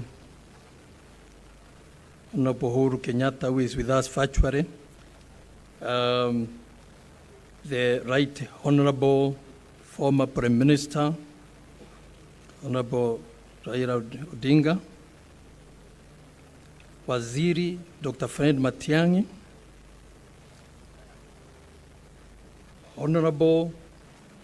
Right Honorable Senator Kennedy Rusaka, Speaker of the Senate, my colleague, Excellency Governors, Honorable Members of Parliament, including the Senate, of course, leaders of Makueni County and the Greater Eastern Region, our host, Ambassador Ore Thonke, Chair of the Devolution Donor Working Group, Principal Secretaries, Heads of Missions, members of the County Assembly, other national government representatives, other county government representatives, private sector and civil society representatives, international delegates, distinguished guests, ladies and gentlemen. On behalf of the Council of Governors, I take this opportunity to welcome His Excellency the President, Honorable Uhuru Kenyatta, to the 7th Annual Devolution Conference, to all of you distinguished guests who have honored us with your presence here today. Karibuni. This year we meet again as devolution partners to affirm the role and place of the county government and the devolved governors in this country's development and constitutional governance. More importantly, this year's conference theme, multi-level governance for climate action, underpins a crucial and necessary aspect of national and county governance that is deeply relevant in Kenya, in the region and beyond. Ladies and gentlemen, it is my hope that the content and discussions of this year's conference will assist in developing an overall plan on strategic intervention that county governments and indeed the national government need to adapt in order to caution their constituents against the impact of changing climate. I'm personally delighted that this conference is coming right after the close of COP26 discussions, meaning that as subnational government, we have an opportunity to align our climate action interests to the commitments of the just concluded Glasgow conference. I would like to recognize at this juncture the hard work of the members of the 7th Devolution Conference Steering Committee, which comprises of my vice chair in the Council of Governors, who was had very able leadership as a co-chair, along with the Cabinet Secretary, Minister of Devolution, the Honorable Rose Nyamunga, who represented the Senate in the committee, Honorable Secretary General of the County Assemblies Forum, who represented CAF. Recognition is also due to the Planning Committee and all the other institutions represented here who took time to plan and to prepare for the conference. Asanteni sana. I would also like to recognize the presence of our international guests who are joining us from different parts of the world for the first time. We really appreciate you. Ladies and gentlemen, it is now slightly over a decade since the country adopted the current constitution, which introduced fundamental changes to the governance process and structure. At the heart of these changes is the devolved system of government, which comprises of 47 county governments in addition to the national government. Since March 2013, when the first county governments were ushered in, the country has witnessed substantial progress in terms of achievement of the constitutional goals and objectives that have guided devolution. Indeed, for the last 8 years of their existence, county governments have grown to become the primary providers in local service delivery and development. Essential and key services under the purview of the county government, but not all: health, water sanitation, roads, trade development and regulations, early childhood education, among other services that are relevant to the lives and livelihood of communities around the country. A more crucial contribution by the county government is the facilitation of participation and consultation of the people in the county governance processes. This has ensured a pursuit of democratically agreed priorities in service delivery and development, and a governance process that is responsive and sensitive to the people's need and priorities at the grassroots level. Significant strides have been witnessed in the various sectors being managed by the counties. In the last financial year, 2020-2021, county governments allocated an average of 7.3% of their budget to agriculture, an increase of 1.3%, because we realize that agriculture is a major engine of growth. Among others, these investments have gone to mechanization, increased input, access to farmers, seed distribution, and extension services. But despite these milestones, the policy and legislative environment has been very friendly to these devolved functions. While recognizing the role of national government in developing legal frameworks that set standards and practices for the agricultural sector, the Council of Governors reiterates that this should be done in consultation with county government. In the health sector, malaria incident burden has reduced to 40%, 40 per 1,000.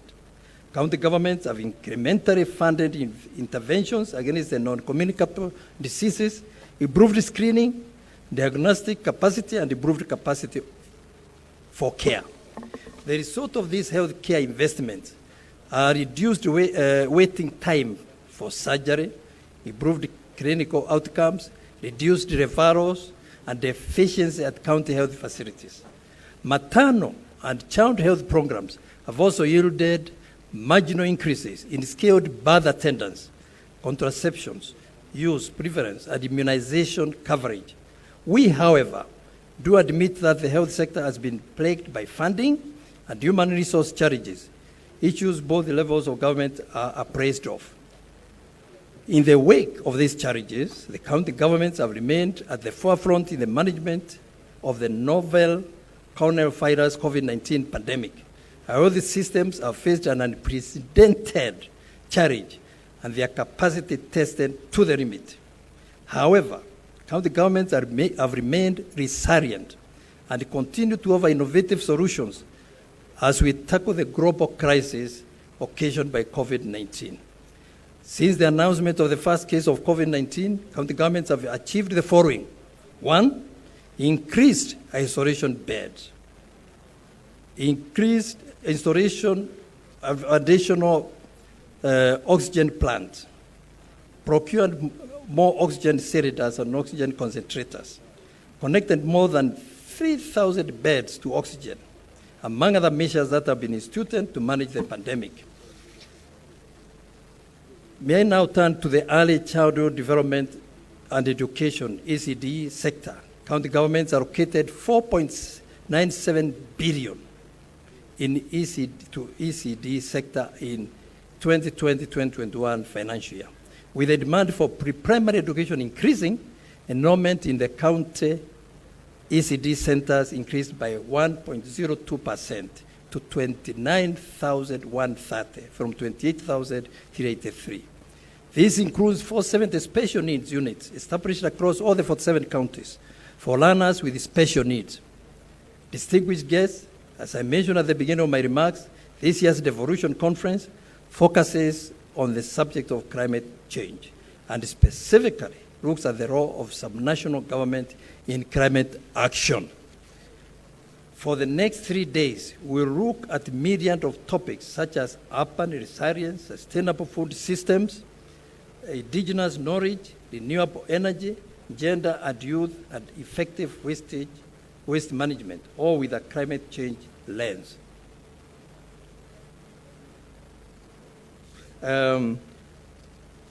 These topics are both timely and relevant for these countries, and indeed the broader region development and sustenance. Africa's socio-economic development is largely based on agriculture and land-based economic activities. A vast majority of African population is rural-based and relies on subsistence agriculture and other basic socio-economic activities that sustain livelihood. These forms of lifestyle and livelihood rely heavily on stability and predictability of climate and weather patterns, among other environmental factors.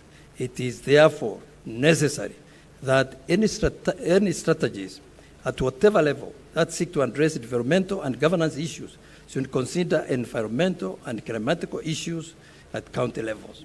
Agenda 2063, the African Union's plan for transformation, commits to tackle the challenge posed by climate change through a broad-based approach that encompasses a variety of efforts to address the ever-present threat of damage to the environment and climatic changes. At the global level, therefore, climate change is a core part of the agenda of 2030 in respect of Kenya, which compels states to come together under key commitments in the Paris Agreement of 2015. More critically and relevant to us all is that local governments are identified as primary stakeholders and have indeed become important players in climate process. Indeed, subnational governments from all over the world have proved in a number of ways that their contribution and leadership is essential to help achieve the objectives of United Nations Framework Convention on Climate Change, UNFCCC. According to UNDP, 50% to 80% of adaptation and mitigation action necessary to tackle the impacts of the changing climate are or will be implemented at subnational levels of governance. Being closer to the people, subnational governments are well placed to identify the needs and strengths of their citizens in the battle against climate change.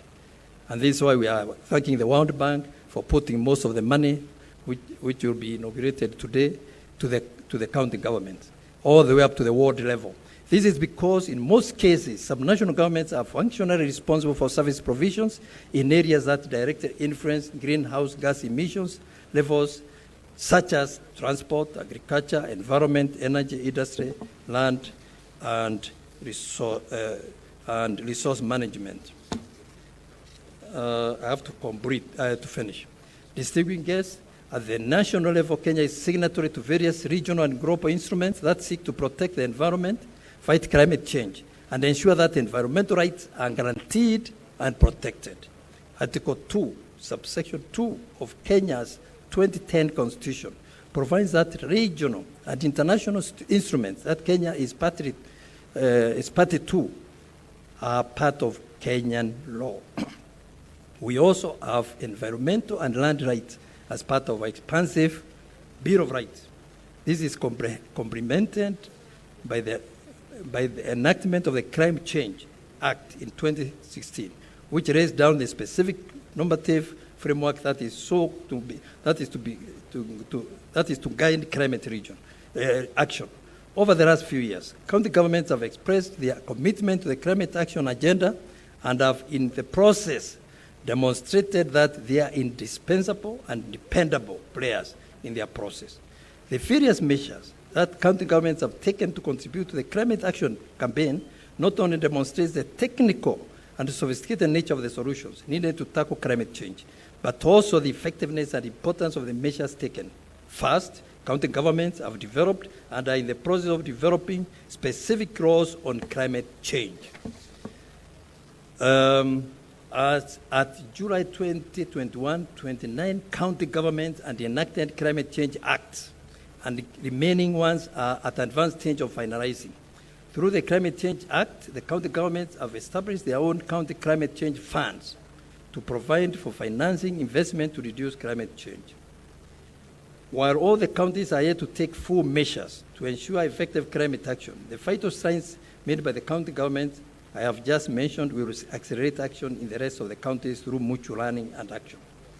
The impact of the changing climate on food systems, water urban and infrastructure, energy, health, compel county governments to mainstream climate action in their county integrated environment actions.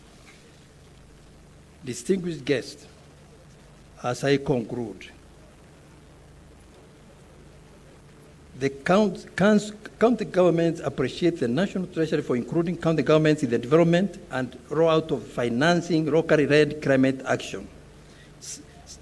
Such initiative will go a long way in supporting county governments to invest more in programs and projects that will caution vulnerable communities from the impact of climate. The Senate also needs to consider climate change when it is negotiating for the county shares of revenue. County governments bear the greatest burden, but county governments should also become innovative in tackling the effects of climate change. As I conclude, ladies and gentlemen, may I appreciate our partners who have supported this conference, who include County Pension Fund, AMREF, Food and Agriculture Organization, FAO, UNDP, among others. Thank you for your great contribution to the conference. You are true friends of Devolution. A special thanks also go to our development partners, private sector, civil society, media, faith-based institutions. We appreciate your cooperation with the counties and we anticipate deeper cooperation with you in the future. Distinguished guests, I wish you all fruitful discussions during the 2 coming days of the conference. With that long speech, which I'm not used to, may I now invite Waziri Dr. Fred Matiang'i to make his remarks and invite our key Andre speaker and also do the rest of the program. Thank you and God bless you. Asanteni sana.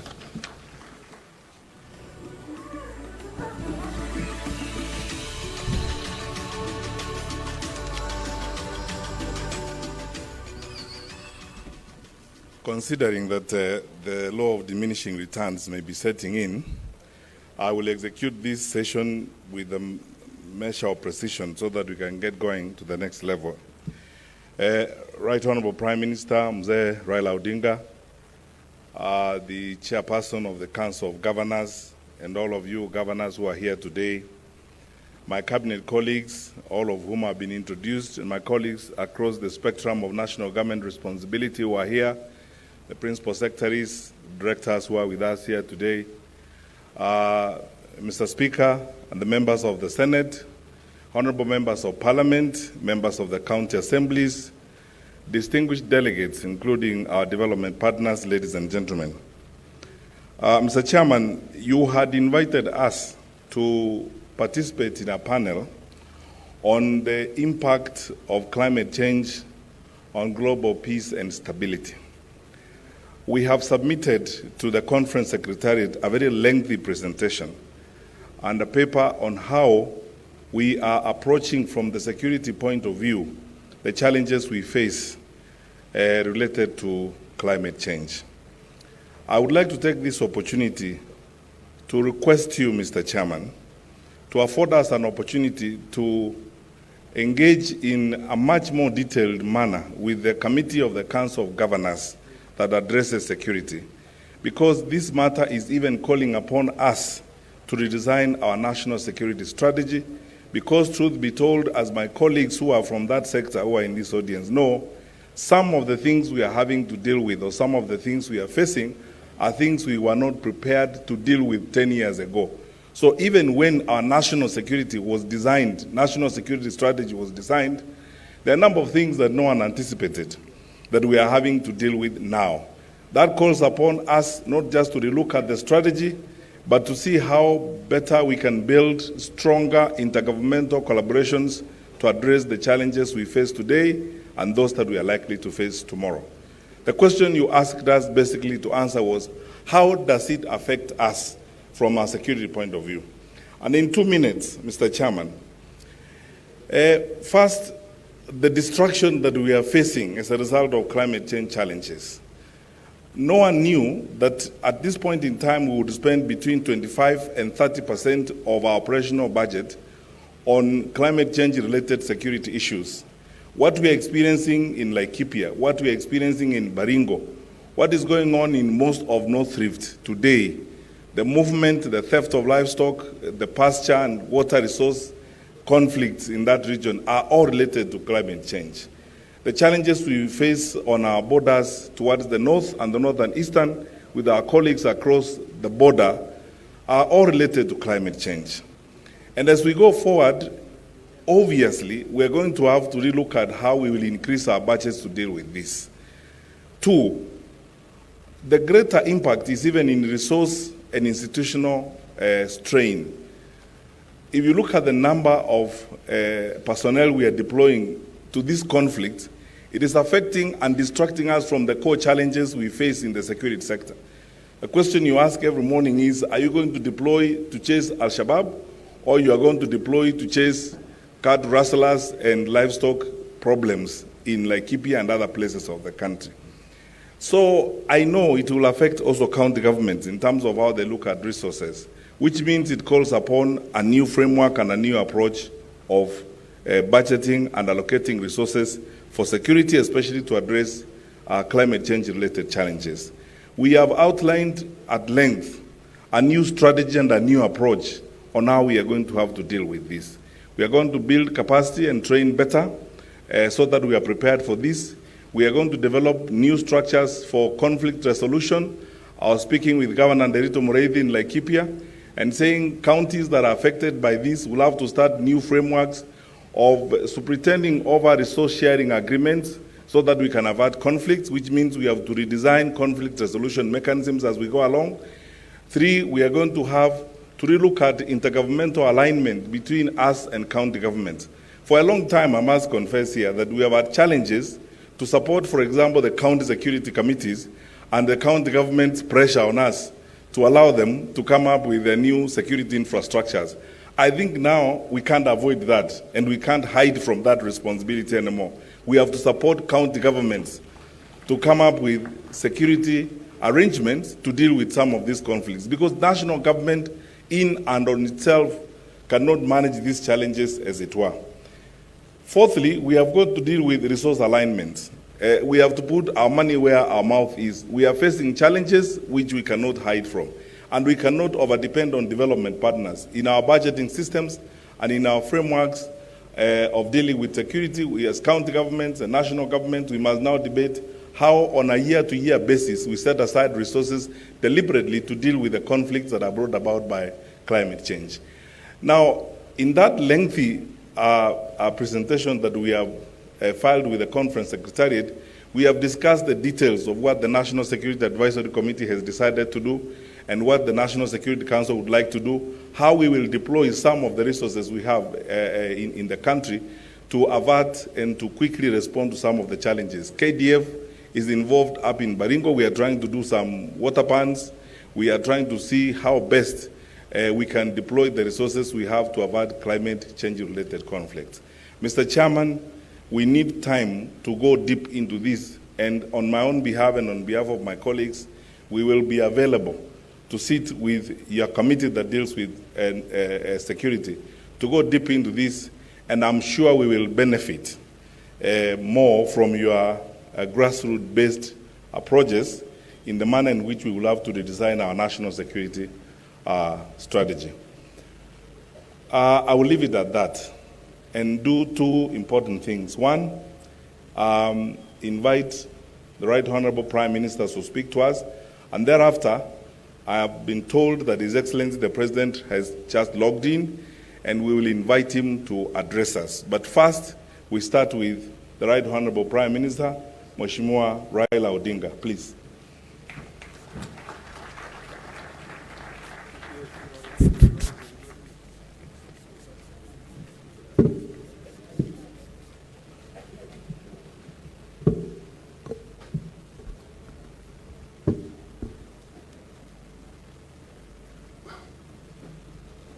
The Chairman of the Council of Governors and the governors who are here, the Speaker of the National Assembly and the Senators,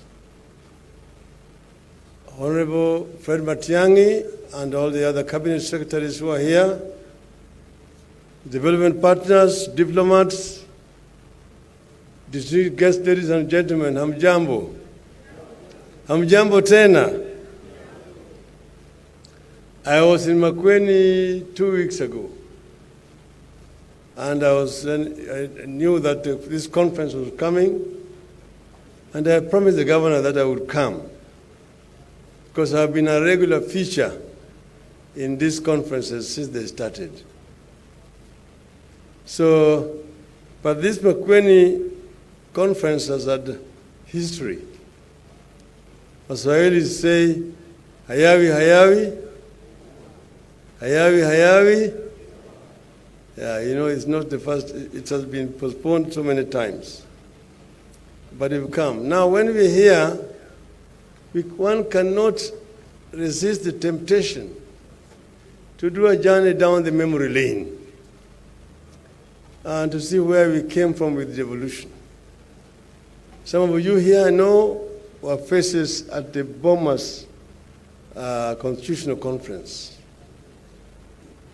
We knew that devolution was one of the most contentious chapters at Bomas. It had, because of basically ignorance about devolution, it had very many opponents. And remember, at one session, when we were discussing, a gentleman stood and spoke so passionate about devolution that it was resolved that he should become the chairman of that committee. And he led that committee so efficiently that he became a marked person. Then one day, in front of his children, in broad daylight, some people just moved into his house and shot him directly while his children were watching helplessly. This is none other than the late Dr. Odinga. And today I'm going to request you, in honor of the late Dr. Odinga, to stand up and observe 1 minute's silence.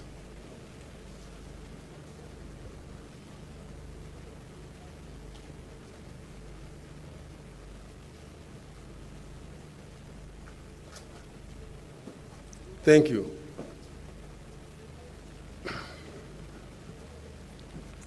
We are celebrating a decade of this bold experiment with the 2 levels of government, which has been a remarkable journey for our people. It has been full of triumphs and challenges. At this 7th conference, you have decided to confront the elephant in the room of human survival, the issue of climate change.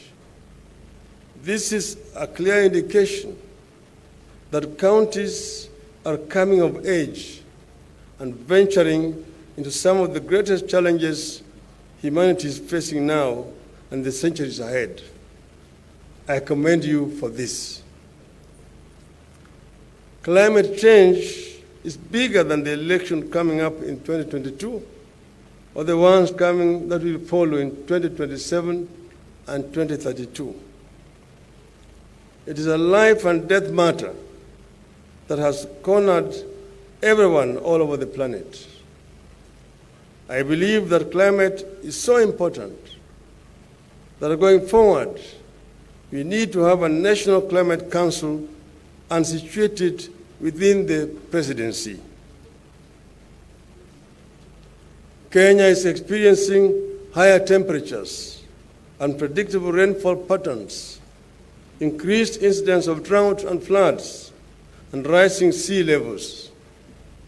Extreme weather events have led to loss of lives, diminished livelihoods, reduced crop and livestock production, and damaged infrastructure, among other adverse impacts.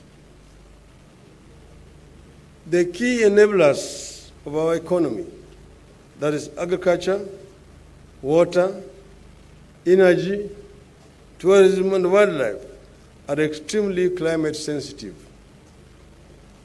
If we don't tackle climate change, all our efforts to grow our economy will be in vain. County governments operate right on the ground. They are the first port of call when homes and farms get washed away by floods that were not expected. They are the first line of defense when crops fail in a drought that comes when rains were expected. Counties, therefore, have a critical role, particularly in educating our people on the reality of climate change. You have no option but to provide leadership on this matter. I am aware that to date, 33 counties have enacted climate change policy and legal frameworks, while others are at different stages of formulation of the same. I particularly laud the ASAL counties of Garissa, Isiolo, Kitui, Makueni, and Wajir, which have gone ahead and established county climate change funds. That is the leadership we are looking for at the grassroots. Today, there are several other transformative ideas whose time has come in Kenya. They are being resisted the way devolution was, but we will actualize them because their time is here. At this forum, I would like to share some thoughts on how we are going to renew and redefine devolution to make it deliver better to the people. Across the country, old and lingering challenges are imposing new pressures on government and leaders at both county and national level. Unemployment, deepening poverty, and rising cost of living have left our people disappointed and sometimes angry at their leaders. People need our help. Our duty as leaders is to breathe a new life and give new purpose to old institutions and structures. Where need be, we will have to be bold enough to abandon institutions and ideas that are not working and come up with new ones. For a start, we must strengthen devolution. We must devolve more resources to the counties. This should not be a divisive issue. That is what the BBI was intending to do. We must also overcome the challenge of insufficient allocation and delays in disbursement of funds by the National Treasury to counties, if counties are to operate efficiently. On this, there should be no debate. The funds will have to follow all devolved functions. This means the National Treasury will have to release all the funds for all the devolved functions at the appropriate time. There must be no two ways about this. The problem of overlapping and duplication of functions by state agencies, corporations, and regional development authorities will also have to be addressed conclusively.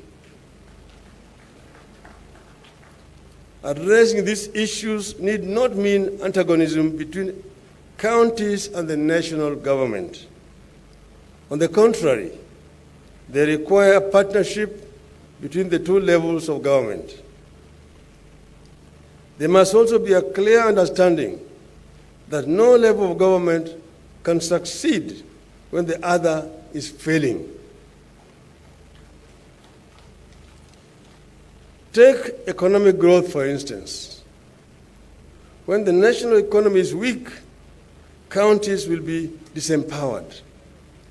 So growth, which leads to jobs and lowers the cost of living, must be a shared concern for both county and national government. Counties must be at the center of our envisaged growth and recovery for employment and job creation. In the years ahead, we must renew the contract between the people and their government, both county and national. People must feel that government, whether county or national, is there for them and cares about them. Each level of government will have to invent new ways to deal with purely national or devolved challenges. In the end, however, our people need their problems solved regardless of the level of government that is supposed to do it. My vision is to push for a strong partnership to make all our counties feel more a part of the solution of our national problems, while helping counties solve their devolved challenges, and that empowers the counties to determine their own destiny. I would like to see increased agricultural productivity. This will not only increase incomes, it will also create more employment opportunities. So we will need to work together to ensure efficient and targeted fertilizer subsidy, a clear program for mechanization of agriculture, proper water management and irrigation, deployment of extension officers, and functioning systems of market access. I am extremely keen to see counties go past agriculture and delve into manufacturing and value addition. Today, only about 7 counties, all of them peri-urban, are involved in some kind of manufacturing. We need to go for robust manufacturing in all our counties to generate productive employment opportunities at national and county levels. One county, one product. We need to establish or revive agriculture-related cooperative societies to promote growth in the counties and absorb rural labor. We also need to put more money into county-level infrastructure development to attract investment in rural areas. Ladies and gentlemen, more importantly, counties must improve on own source revenue collections. This means counties must expand revenue bases. Counties with relatively well-established industry and service sectors do better on own source revenue collection. We must also push for full automation of revenue collection systems in all counties to seal revenue leakages and avenues for corruption. And we must commit to deal with the old-time national and now devolved problem of corruption. On this, action will speak louder than words in the years ahead. I am also aware that counties are struggling with the problem of marginalization, particularly of minorities in their borders. We will need to come up with clear mechanisms to make all communities within counties feel fairly treated and their voices heard. Finally, I wish to point out one extremely critical issue that we have to address, the question of spending priorities. We must devise ways to make counties spend the largest share of their revenues on development. The Public Finance Management Act of 2012 requires that at least 30% of the spending should be on development over medium term. Yet today, majority of counties spend more than 50% of their revenue on personal emoluments. I am aware, of course, that this is because of the amount that is being disbursed is insufficient, and that therefore need to increase the disbursement to the counties. This is where devolution is failing to change lives as it should. So we need to enforce and ensure adherence to the Public Finance Management Act. All these challenges and aspirations point out to two things. One is that we should not treat devolution as a fixed system. We should see it as an evolving system where the pendulum of powers and roles can swing back and forth, one way or the other, between counties and national governments. Secondly, the county government and the national government must work together in a partnership for Project Kenya, because none is more important than the other. Kenya is much more important, and therefore I'm talking about a partnership between two levels of government, that the national government must ensure that the county governments are working effectively, that we do not have 38 countries in one. We have only one country, and that therefore there must be measurable standards against which all the performance of all counties are going to be benchmarked. That we ensure that the service delivery is equitable throughout our country in terms of education, in terms of health, in terms of agriculture, in terms of infrastructure, in terms of environmental protection. We must ensure that there's comparable standards across the whole country. And that should be the responsibility of the national government to ensure that counties meet that standard. That we first agree on a standard to be met, and then we have a way of evaluating to ensure that there's conformity with the standard which have been set and commonly agreed between the national government and all the county governments. I want to thank you and wish you a very fruitful deliberation during this conference. Thank you very much.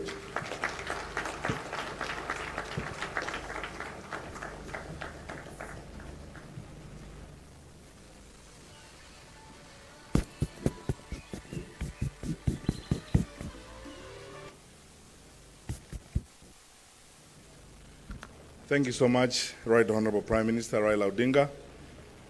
His Excellency the President will address us by video link shortly, but before that happens, I would like to request my colleagues on the podium that we can now take our seats before His Excellency addresses us. And while we are taking our positions down on the floor, we have a 3-minute video to be played on climate change that I will ask that it be played now before we invite His Excellency the President to address us. Please proceed and play the video.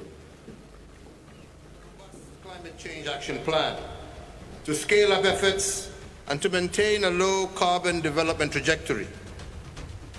The plan includes commitment to restore degraded water towers, accelerate forest restoration, and to increase our tree cover to at least 10% of our land area in order to promote a sustainable blue economy, but also promoting green manufacturing. You do not need to imagine. You have seen it all. Flooding, droughts, tropical cyclones, water management problems, rising lake water levels. These are not images of a prediction of future problems in a common movie. Sadly, it is a reality that if it is not happening in your locality, it is happening somewhere in the world right now.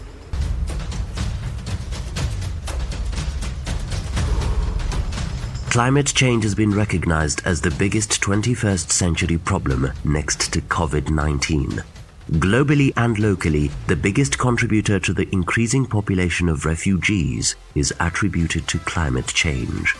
According to the United Nations Framework Convention on Climate Change, UNFCCC, climate change is defined as the change in the average atmospheric condition of a place over a long period of time due to natural and human-induced causes. And the results are devastating. They include reduction in agricultural production and food security, increased health risks, damaging of critical infrastructure, and interruption of provision of basic services such as water and sanitation, education, energy, and transport. In the recent updated Nationally Determined Contributions NDCs 2020, Kenya has estimated the cost of implementing mitigation and adaptation strategies by the end of 2030 will amount to $62 billion, and out of this, $228 million has been set aside for the adaptation programs aimed at supporting the most vulnerable sections of the population. The above global climate crisis can only be managed by increased efforts to reverse the effects and their causes in 2 words: climate action, which refers to the stepped-up efforts towards reducing greenhouse gas emissions and strengthening resilience and adaptive capacity to climate-induced impacts, including climate-related hazards in all countries. This war can only be won by integrating climate change measures into national and county policies, strategies and plans, and building institutional capacity for climate change mitigation, adaptation, impact reduction, and early warning according to the United Nations. Tunajua kwamba kama Kenya Forest Service bila kuwa pamoja na wananchi hatuwezi tukahifadhi misitu. Hata kama tuko na forest rangers hawawezi kuwa kiwango ya kwamba kila moja analinda mti wake. Kenya, as a party that ratified the Paris Agreement, the international treaty on climate change adopted in 2015, has taken up these efforts in earnest. A collaboration between county governments and the national government, with a priority being given to the world's lungs, trees and forests, is ongoing across the country. County governments have made several steps to address climate change, and they are making effort to adopt green economies in line with Kenya's Vision 2030. For example, counties have incorporated climate change interventions in their County Integrated Development Plans, CIDPs, and have progressively passed legislation to support budget allocation for climate action. 46 county governments have designated CECMs responsible for climate change to coordinate climate change affairs in the counties. 33 counties have so far developed climate change laws, while the remaining counties are at advanced stages of finalizing their climate change laws. the same county governments have established the County Climate Change Fund, CCCF, through these county laws. 6 counties have an operational CCCF and are contributing a percentage estimated 1% to 3% of their development budget into the CCCF kitty. The designated fund, which is ring-fenced, has made it possible for counties to establish tangible adaptation projects such as rock catchments, sand dams, livestock laboratories, and water pans, among others. Whereas counties are making strides towards addressing climate change, there are challenges that are being experienced at the sub-national level, which include funding. The county equitable share is limited, hence most counties have not set aside a percentage of development budget towards climate change initiatives. Uncoordinated climate action. There is need to train county officers on climate change mainstreaming. Additionally, there is need for interdepartmental coordination at the county level and collaboration between local governments and communities to support local resilience building and coordination between national and county governments in design and development of climate action initiatives. Sinking investment, sinking underwater. This is because of destroying our forests. So apart from planting, I think we also have an obligation to actually protect what we have planted. Alikuwa miti mingi, watu wakaribu wakakata msitu. Wakaribu wakachoma, lakini sasa tangu kaunti aliingia ikachukuliwa hatua kwenda sasa maharibifu.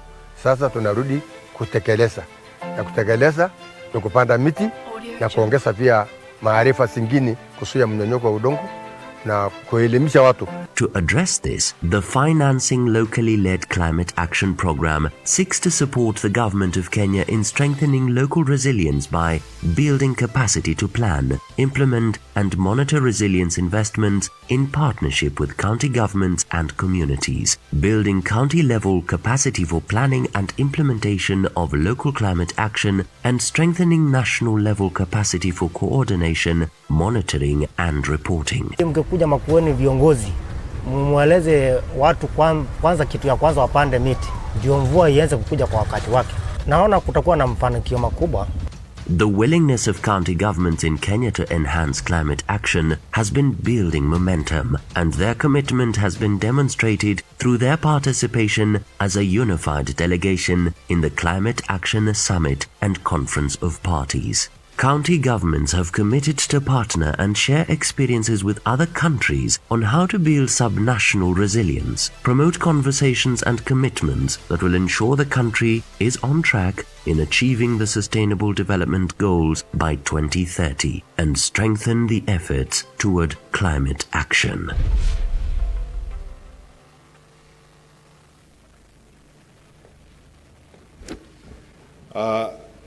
It's now my distinct honor and pleasure to request you, ladies and gentlemen, to be upstanding as we welcome His Excellency, our President, to speak to us by video link.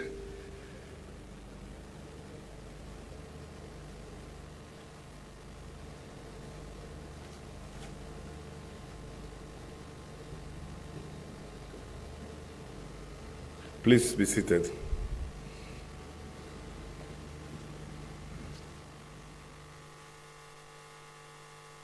Great pleasure to join you today for the official opening of the 7th Annual Devolution Conference held here in this wonderful county of Makueni. I wish to thank the county government of Makueni and especially your governor, Dr. Kivutha Kibwana, for accepting to host this important event, but also to thank the people of Makueni for the very warm welcome they have extended to all our delegates from across our country, Kenya. Ladies and gentlemen, this Devolution Conference has become a key platform through which both the national and county governments come together, reflect upon, evaluate, and benchmark their performance on policy and implementation, the legislative framework, accountability, but more importantly, service delivery. The conference also gives us an opportunity for the two levels of governments to demonstrate their commitment and to rededicate, to cooperate and to work together to achieve the dream of devolution. Ladies and gentlemen, of all the programs Kenya has implemented since independence to spur social economic development, devolution has had the deepest and most far-reaching impact on the lives of our citizens. Indeed, today, the devolution achievements and dividends are a visible reality in all parts of our country. Everywhere you go across the country, you find more empowered communities and note major improvements in infrastructural development, healthcare, and basic services and service delivery. In the last decade, we have come a very long way on the devolution journey, but it remains work in progress. To deliver on the promise of devolution to Kenyans, we need to build on the successes and to strengthen areas where progress has been slow. And in this regard, I would like to highlight two areas where I believe stronger cooperation and coordination between the national government and county governments could enable all of us to reap the devolution dividend much faster and indeed more effectively. The first of these is to build on the solid public finance management legal framework. We have to ensure that the distribution of resources between and within regions is more equitable and to focus more sharply on getting better value for the monies that we spend. The second is to work towards becoming a truly responsive government by promoting and increasing accountability at all levels and ensuring that citizens are actively engaged in decisions and actions that impact on their lives. Ladies and gentlemen, such an enhanced spirit of cooperation, coordination, interdependence, and support between and amongst ourselves has served us remarkably well since March of 2020, when COVID-19 first was reported here in Kenya. The two levels of government swiftly came together, and we forged a formidable alliance with our private sector, our development partners, faith-based institutions, and we formulated a comprehensive action plan to win the war against the pandemic. And as these efforts included the nationwide vaccination campaign that we now continue, I have no doubt that we shall win this fight.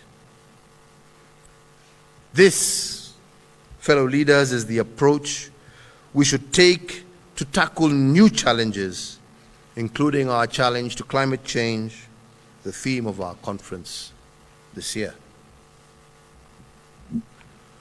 So, ladies and gentlemen, turning to this, the 7th Annual Devolution Conference, I am delighted to note that the conference theme focuses on climate change, specifically the multi-level governance for climate change. And I further note that the aim is to strengthen subnational governments for them to act on climate change through development of a more robust and focused execution of mitigation and adaptation strategies. Climate change, ladies and gentlemen, is not a future problem, but a present and serious threat to all our counties and to all nations of the world. Climate change poses an existential threat to Kenya, even though our role in precipitating the problem is negligible. We contribute less than 1% of the current greenhouse gas emissions, yet we are the recipients of the bulk of the problem. To understand the gravity of the climate change threat, let us for a moment consider these numbers. Globally, Kenya has been ranked as the 31st most vulnerable country to climate change.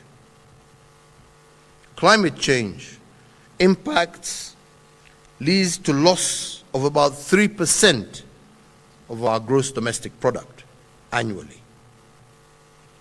In the last 2 years, we have witnessed the worst locust outbreak in 25 years, which has left about 1 million people food insecure in the entire Horn of Africa region.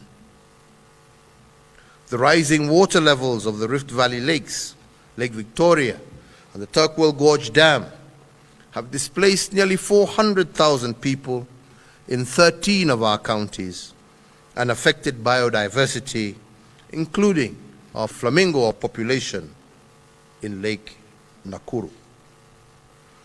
And as we meet today, about 2.5 million people in 23 counties are facing famine because of drought. So, ladies and gentlemen, recognizing that no single nation can alone manage the challenges of climate change, the world came together and established the United Nations Framework Convention on Climate Change. Kenya is a signatory to the UN Framework Convention and has participated and made significant contributions during the just concluded UN Climate Change Conference in Glasgow, the United Kingdom, which some of you present here today participated in. At the national level, my administration has adopted a comprehensive set of policies, rules, and procedures to address climate change. The effect, as you are all aware, has culminated in the development of the following key instruments. The first of these is the Climate Change Act 2016. The second, the National Drought Management Authority Act of 2016. The third is the National Climate Change Framework Policy of 2018. The fourth, the National Climate Finance Policy of 2018. The fifth, the National Climate Change Action Plan 2018 to 2022. Sixth, the National Adaptation Plan 2015 to 2030. And seventh, the Green Economy Strategy Implementation Plan 2016 to 2030.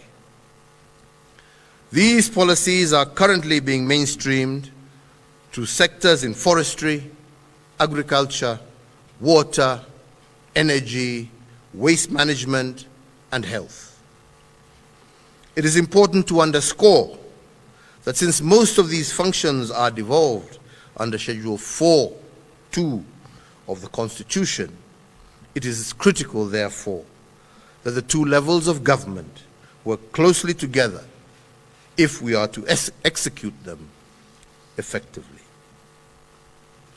This effort, ladies and gentlemen, reflects our resolve and Kenya's resolve, as well as desire, to play our part in the international community's effort to address climate change, including preventing global temperature rises above 1.5 degrees Celsius.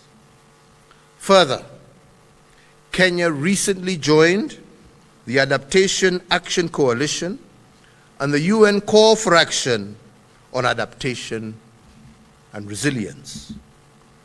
By partnering with these two institutions, we are sending a clear political statement that Kenya will continue to work with other like-minded governments, institutions, businesses, and civil society to accelerate action, to moderate the negative impacts of climate change, facilitate adjustment to expected climate impacts, and to strengthen capacity to absorb and recover from climate change effects. I note with much appreciation that 33 county governments have developed county-specific laws on climate change, and that a few of them are providing strong leadership on this agenda.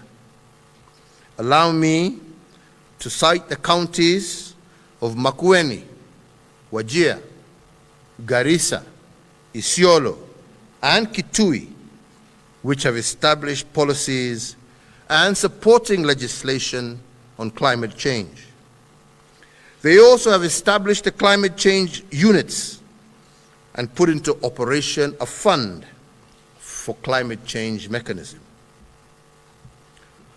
Ladies and gentlemen, the National Climate Change Action Plan 2018-2022 spells out bold strategies that put us on a sustainable growth path. It further underscores the need for adaptation and enhanced climate change resilience for vulnerable groups, including women, youth, and persons living with disabilities, as well as marginalized communities. One of the key deliverables in the action plan is to increase our forest cover. This is in line with the Constitution and with respect to maintaining a clean and healthy environment for all. Action in this regard has already been taken, and within the very near future, we shall be launching our Forestry Action Plan that shall reveal and discuss the issues and what we have been able to achieve in this regard over the last 8 years. It is our obligation to ensure that our environment is protected and conserved, not just for us, but for the benefit of future generations. Ladies and gentlemen, our nation has a pioneering commanding lead in climate change action in the continent. For example, Kenya is a leader in the generation of renewable energy. We are ranked 5th globally on geothermal energy, where our potential stands in excess of 10,000 megawatts, while only 10% of this has been exploited to date. We are using innovative approaches to expand access to energy through off-grid solar power and other clean cooking energy sources, with the aim of delivering 100% clean cooking energy source by 2028. The Turkana wind farm is now fully operational with an output of about 310 megawatts of clean energy. Kenya has already outlawed the use, manufacture, and importation of single-use plastic bags as a way of protecting and conserving our environment.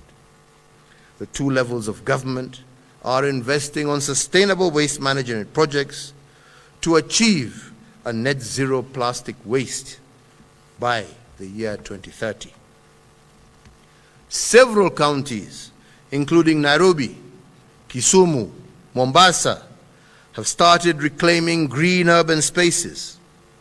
Nairobi has successfully reclaimed Michuki Memorial Park, the National Arboretum, the National City Park, and I also encourage other counties to explore similar opportunities to create urban spaces, urban green spaces for their population. Ladies and gentlemen, in implementing these policies and programs, we require sustainable and substantial financial resources. Kenya has committed to reduce her greenhouse gas emissions by 32% by the year 2030.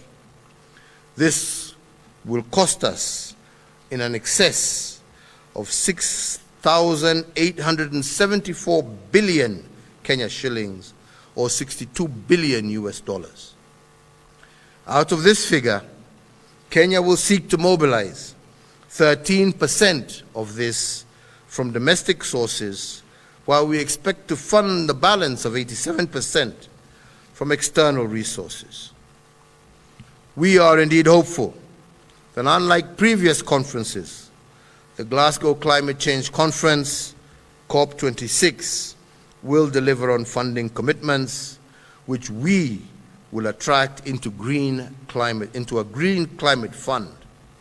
We will seek to attract green investments such as electric border borders that we launched last week, and to tap into innovative financing such as blended financing to de-risk private investment.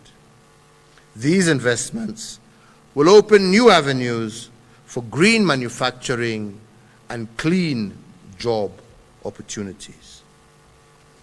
Ladies and gentlemen, we have a strong policy and institutional framework for the two levels of government to work together to adopt and adapt to climate change and reduce the threat that it currently poses to our nation.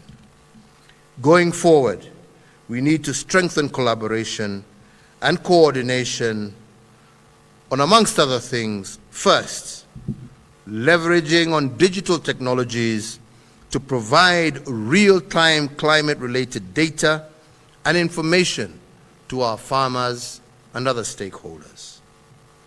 Secondly, raising awareness and building capacity, especially on adaptation, with a particular focus on women who are at the heart of our crop and livestock production and who also are the most affected by the adverse climate change.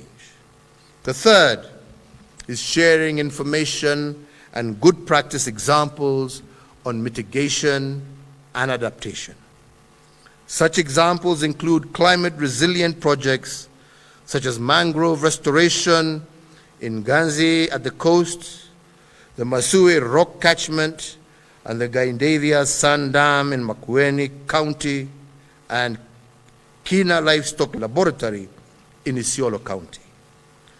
Development and implementation of county spatial plans with a climate change lens is also going to be critically as a last measure. As the chairman of the National Climate Change Council, I will personally remain in the forefront to ensure that our desire to achieve a low-carbon, resilient, and prosperous future is realized. And it is with these few remarks, ladies and gentlemen, that it is now my distinct pleasure to declare this, the 7th Annual Devolution Conference, officially open, and to wish you every success and fruitful deliberations over the next few days. God bless Kenya. Asanteni sana.